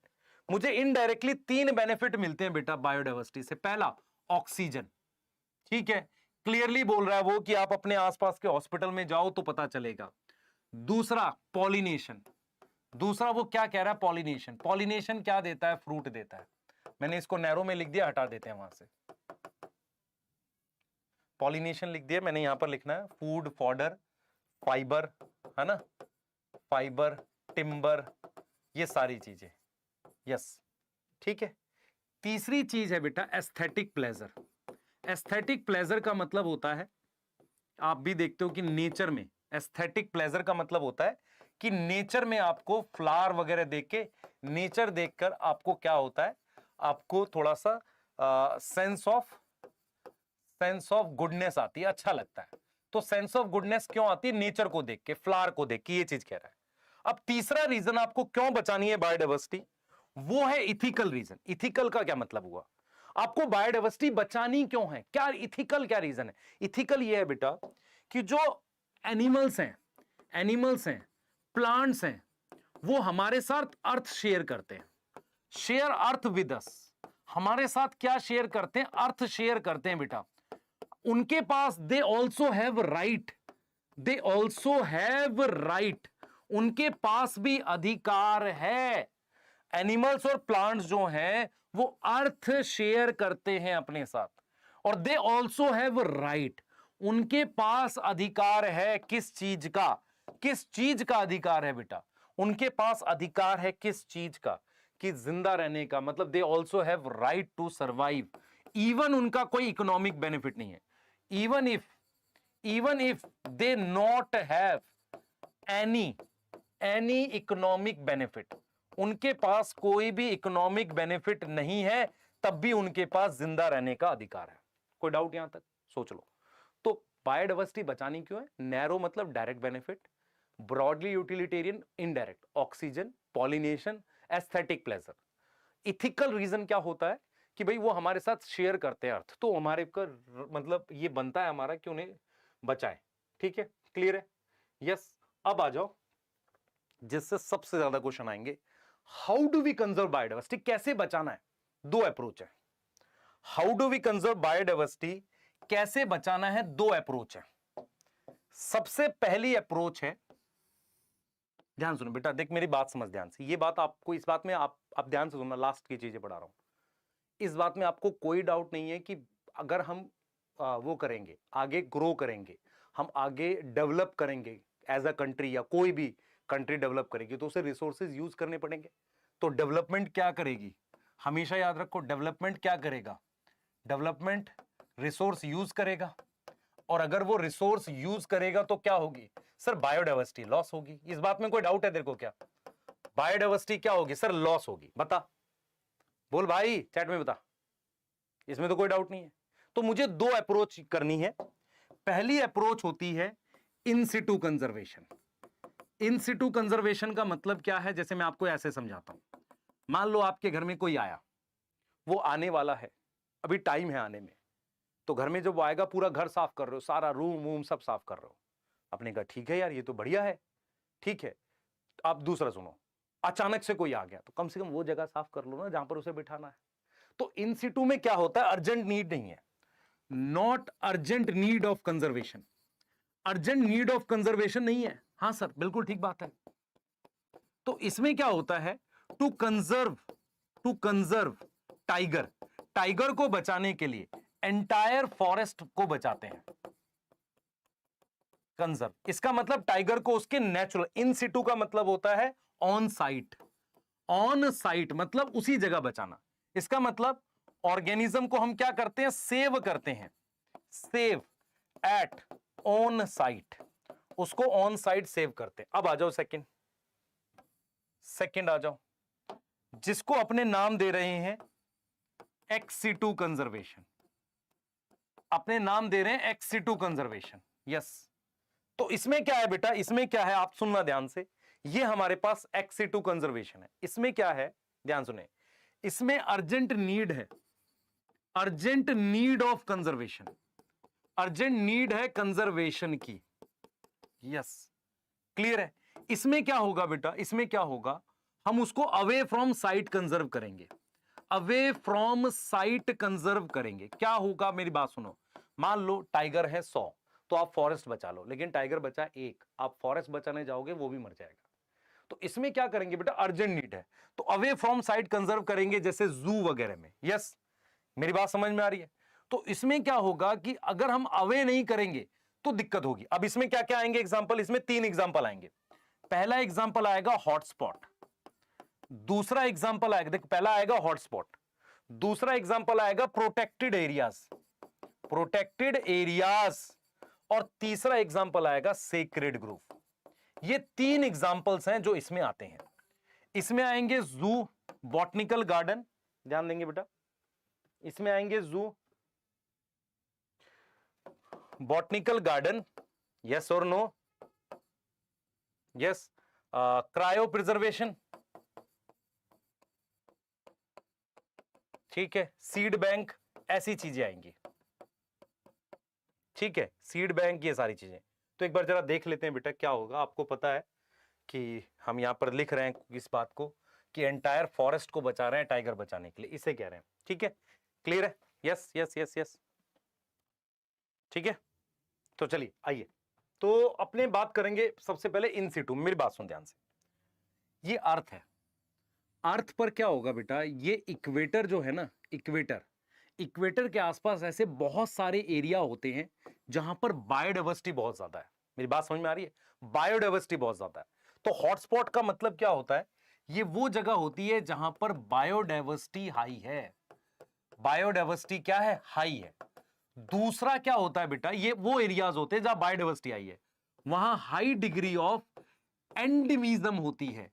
एंडेमिज्म का क्या मतलब है, मेरी बात समझ, एंडेमिज्म का क्या मतलब है, जैसे मान लो इस एरिया में मुझे एक खास तरह का कैंगरू मिल रहा है, वो तो ऑस्ट्रेलिया में मिलता है, हाँ सर कोई बात नहीं, यहां पर मुझे खास तरह का मेरे पास पाइनस मिल रहा है, मेरी बात समझ पा रहे हो कि नहीं, यहां पर साइकस मिल रहा है, तो मतलब कुछ खास तरह की स्पीशीज सिर्फ इस एरिया में मिले, उसे कहते हैं high degree of endemism. Yes, समझ में आ रहा है। तो हमने कहा हॉटस्पॉट में क्या होगा, बायोडाइवर्सिटी हाई होगी, हाई डिग्री ऑफ एंडेमिज्म होगी, और वहां बायोडाइवर्सिटी लॉस भी हाई होता है, बहुत तेजी से बायोडाइवर्सिटी लॉस हो रहा है। तो अगर हम if we protect such area, अगर हम ऐसे एरिया को प्रोटेक्ट करें, ऐसे एरिया को, तो क्या होता है, तो हम क्या कर सकते हैं बेटा, हम सारा एरिया तो बचा नहीं सकते, तो बायोडाइवर्सिटी लॉस घट जाती है। तो एनसीईआरटी कहती है कि जो हॉटस्पॉट है, हॉटस्पॉट लगभग 2% है टोटल लैंड एरिया का, टोटल लैंड एरिया का 2% है। लेकिन अगर प्रोटेक्शन कर दी जाए, यहां पर प्रोटेक्शन हो, तो हम क्या कर सकते हैं बेटा, हम 30% तक डिक्रीज कर सकते हैं बायोडाइवर्सिटी लॉस को। क्या इस बात में कोई डाउट है, बायोडाइवर्सिटी लॉस को हम 30% तक घटा सकते हैं। यस, ये हो गए हॉटस्पॉट।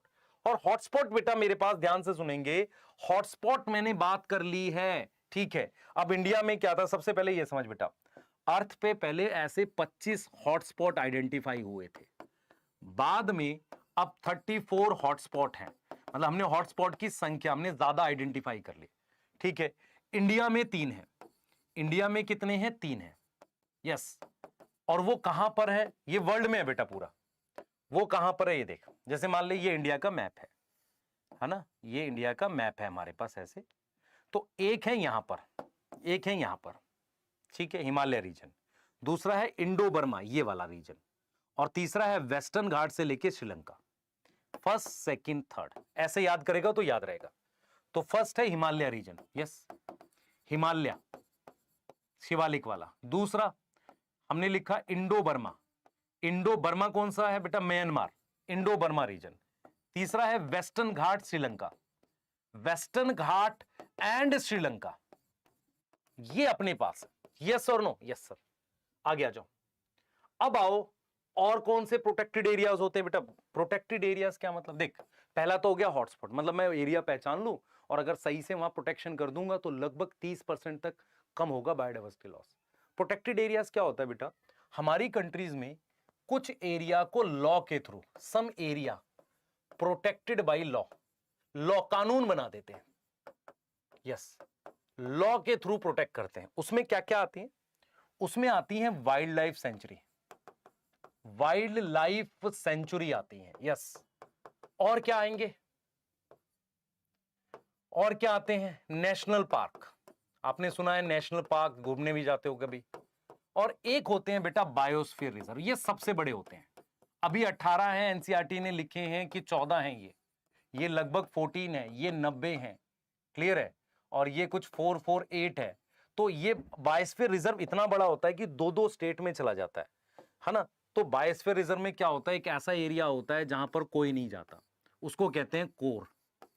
फिर यहां पर होता है एरिया बफर, यहां कुछ लोग जाते हैं रिसर्च एक्टिविटी के लिए। फिर आउटर एरिया होता है। बायोस्फीयर रिजर्व बहुत बड़े साइज का होता है, वेरी लार्ज साइज। इवन ये 2-2 स्टेट, 3-3 स्टेट में नेचुरल बाउंड्रीज होती हैं, 2 बड़े माउंटेन के बीच में होगा। अब सोचो पूरे इंडिया में सिर्फ 14 है ये, या अब बढ़ के 18 हुए हैं, बहुत बड़ा एरिया होता है। उसमें एक एरिया होता है कोर, वहां पर कोई इंटरवेंशन नहीं है, ह्यूमन जा ही नहीं सकते, इतना घना जंगल है कोई जा ही नहीं सकता, कोर है। फिर बफर आता है, फिर आउटर एरिया आता है, वहां पर कुछ लोग रहते हैं, रोड वगैरह होती है। बफर में बेटा रिसर्च एक्टिविटी के लिए जा सकते हैं। तो ये एरियाज हैं जिन्हें प्रोटेक्ट किया जाता है। इसके अलावा हमारे पास थर्ड है बेटा सेक्रेड ग्रूव। अब ये सेक्रेड ग्रूव क्या होता है, मेरी बात सुनो ध्यान से। हमारे इंडिया के कल्चर में है कि कुछ ऐसी ट्राइब्स हैं जिनको बोला जाए तो प्रोटेक्शन कर लेते हैं। तो हमारे पास कुछ ऐसी ट्राइब्स हैं बेटा, सम ट्राइब्स कैन प्रोटेक्ट, वो प्रोटेक्ट कर सकती हैं। कुछ ऐसी ट्राइब्स हैं वो प्रोटेक्ट कर सकती हैं, उनको रिस्पॉन्सिबिलिटी दी जाती है। तो ऐसा रिकॉग्नाइज किया जाता है, ध्यान सुनो बेटा, क्या किया जाता है, रिकॉग्नाइज सम ट्रैक्ट मतलब एरिया ऑफ लैंड, कुछ ऐसा एरिया रिकॉग्नाइज किया जाता है टू कंजर्व, क्या करने के लिए, कंजर्व करने के लिए बायोडाइवर्सिटी। तो बायोडाइवर्सिटी को कंजर्व करने के लिए कुछ एरिया उनके लिए रिकॉग्नाइज किए हैं। इसमें जैसे बेटा आपके पास मेघालय, मेघालय आपको पता है, मेघालय नॉर्थ ईस्ट में, वहां पे गारो, खासी और एक जैंतिया हिल्स हैं जहां पर बेटा खूब बारिश होती है। अरावली आपने सुना है, कहां पर है? अरावली राजस्थान में है। अरावली का है, राजस्थान में है। यस, क्लियर है। फिर हमारे पास वेस्टर्न घाट है, आपने वेस्टर्न घाट सुना है। फिर मध्य प्रदेश के आसपास हमारे पास है चंदा, बस्तर, सरगुजा, ऐसा कुछ रीजन है। ये सब ट्राइबल एरिया है और यहां पर बेटा ट्राइब्स को अलाउ होता है। यहां पर इवन वो ट्राइब्स कई बार ऐसे ह्यूमन को किल भी कर देंगे तो उन्हें कुछ नहीं कह सकता, तो इन्हें ऐसे अधिकार दिए जाते हैं कि ये बचाएं। तो सेक्रेड ग्रुप्स, फिर प्रोटेक्टेड एरियाज और हॉटस्पॉट, ये सब इन सिटू है। ये सब क्या है? इन सिटू है। Yes yes. अब आओ बात करते हैं एक्स सिटू की। एक्स सिटू क्या होता है बेटा? Of site. ऑफ साइट मतलब मेन एरिया से बाहर, ऑफ साइट, ठीक है। क्योंकि इमीडिएट नीड है। इमीडिएट मतलब बिल्कुल अभी बचाना है, इमीडिएट नीड है। अब देखो इसमें क्या होगा, इसमें आएंगे सबसे पहले, आपने लिविंग वर्ल्ड में सुना है बॉटनिकल गार्डन, बॉटनिकल गार्डन सुना है? यस और नो? Yes sir. फिर आपने सुना है जू, जूलॉजिकल पार्क, ये सुना है? फिर एक होते हैं बेटा wild life safari park, wild life safari park होते हैं, मतलब यहां पर प्रोटेक्ट करके रखते हैं, मतलब क्लोज एरिया में होते हैं एनिमल्स, ठीक है, वाइल्ड लाइफ सफारी पार्क। उसके अलावा एनसीईआरटी कहती है क्रायो प्रिजर्वेशन, ये हमने कहां पढ़ा है? ये हमने सेक्सुअल रिप्रोडक्शन फ्लावरिंग प्लांट में पढ़ा है। या हमारे पास सीड बैंक है। यस, तो ये सब एरियाज हैं जहां पर, जैसे सीड बैंक में हम क्या कर सकते हैं, सीड को प्रोटेक्ट कर रहे हैं, सीड या कुछ भी बर्ड वगैरह इनको रख सकते हैं, ये लो टेम्परेचर पे रख रहे हैं। यस और नो? तो ये वो एरियाज हैं जहां पर हम, तो ये क्वेश्चन कैसे आएगा, इनको मिक्स करके लिख देगा, फिर पूछेगा। क्लियर है बेटा? चलिए, तो अब हम लास्ट बता रहे हैं बेटा, क्या कोई इंटरनेशनल एफर्ट है हमारे पास? देखो, दो इंटरनेशनल एफर्ट हुए हैं। एक हुआ है अर्थ समिट, डायरेक्ट क्वेश्चन आएगा इसका, ये हुआ है 1992 में, और ये कहां हुआ है? ब्राजील में, रियो में, रियो डी जेनेरियो, ब्राजील में हुआ है। यहां पर क्या किया गया था? यहां पर बेटा कहीं ना कहीं कहा गया था कि बायोडाइवर्सिटी को बचाना है, बायोडाइवर्सिटी को क्या करना है? कंजर्व करना है, बचाना है, यह बोला गया था। एंड सस्टेनेबल डेवलपमेंट करना है। कैसे डेवलपमेंट करना है? सस्टेनेबल डेवलपमेंट करना है। यस, तो ये समिट किस लिए होते हैं कि कुछ कंट्रीज मिलती हैं, बात करती हैं कि कैसे बचाया जाए बायोडाइवर्सिटी को। तो क्वेश्चन क्या आएगा? सबसे पहले अर्थ समिट कहां हुआ था, किस ईयर में? 1992 में, रियो डी जेनेरियो, ब्राजील में हुआ था, और यहां पर बायोडाइवर्सिटी को बचाना और सस्टेनेबल डेवलपमेंट की बात हुई थी। फिर हमारे पास इसके 10 साल के बाद 2002 में जोहानिसबर्ग, अब जोहानिसबर्ग कहां है बता भी? जोहानिसबर्ग है साउथ अफ्रीका में, वहां हुआ था, और वहां पर बोला गया था कि रिडक्शन किया जाए बायोडाइवर्सिटी लॉस में। ये ध्यान रखना, रिडक्शन इन बायोडाइवर्सिटी लॉस, और बायोडाइवर्सिटी लॉस में रिडक्शन किया जाए किस लेवल पे? ग्लोबल लेवल पे, रीजनल लेवल पे। यस यस, रीजनल लेवल पे एंड लोकल लेवल पे। मतलब क्या हुआ? आप ग्लोबल लेवल पे बचाओ, लोकल लेवल पे, country wise, state wise, regional level पे बचाओ। तो अगर आप ये पॉइंट्स याद रखोगे ना, ये और ये क्वेश्चन बनेगा। 2002 में जोहानिसबर्ग कहां है? साउथ अफ्रीका में है। यस यस, तो ये बेटा समिट थे जो इंपॉर्टेंट थे, जिन पे हमने डिस्कशन किया है। ठीक है, चैप्टर में इतना ही पढ़ना, इसके बाहर नहीं जाना। मैंने लेस देन 2 आवर में चैप्टर को कराया आपको जानबूझ के, ताकि आप आसानी से रिवाइज कर सके। नोट्स मैं इसके आपके टेलीग्राम पे भेज रहा हूं, परेशान नहीं होना है आपको। ठीक है, क्लियर है? तो अब बताइए, अब हमने वन शॉट करा दी है, अब आपको मुझे कराना है microbes sexual reproduction flowering plant Drona में, और मैं संजीवनी में आपको जो कराने वाला हूं वो पूरी प्लांट फिजियोलॉजी वन शॉट में, और उसके बाद कुछ बड़ा करने वाले हैं बेटा आपके लिए। बड़ा इन द सेंस, क्योंकि हमें लगता है कि आपको हमारी बहुत जरूरत है रिवीजन को लेके। ठीक है, एक बार चैट में लिख दो यस। ठीक है, बताओ, मिले फिर? ठीक है, मिलते हैं, बाय।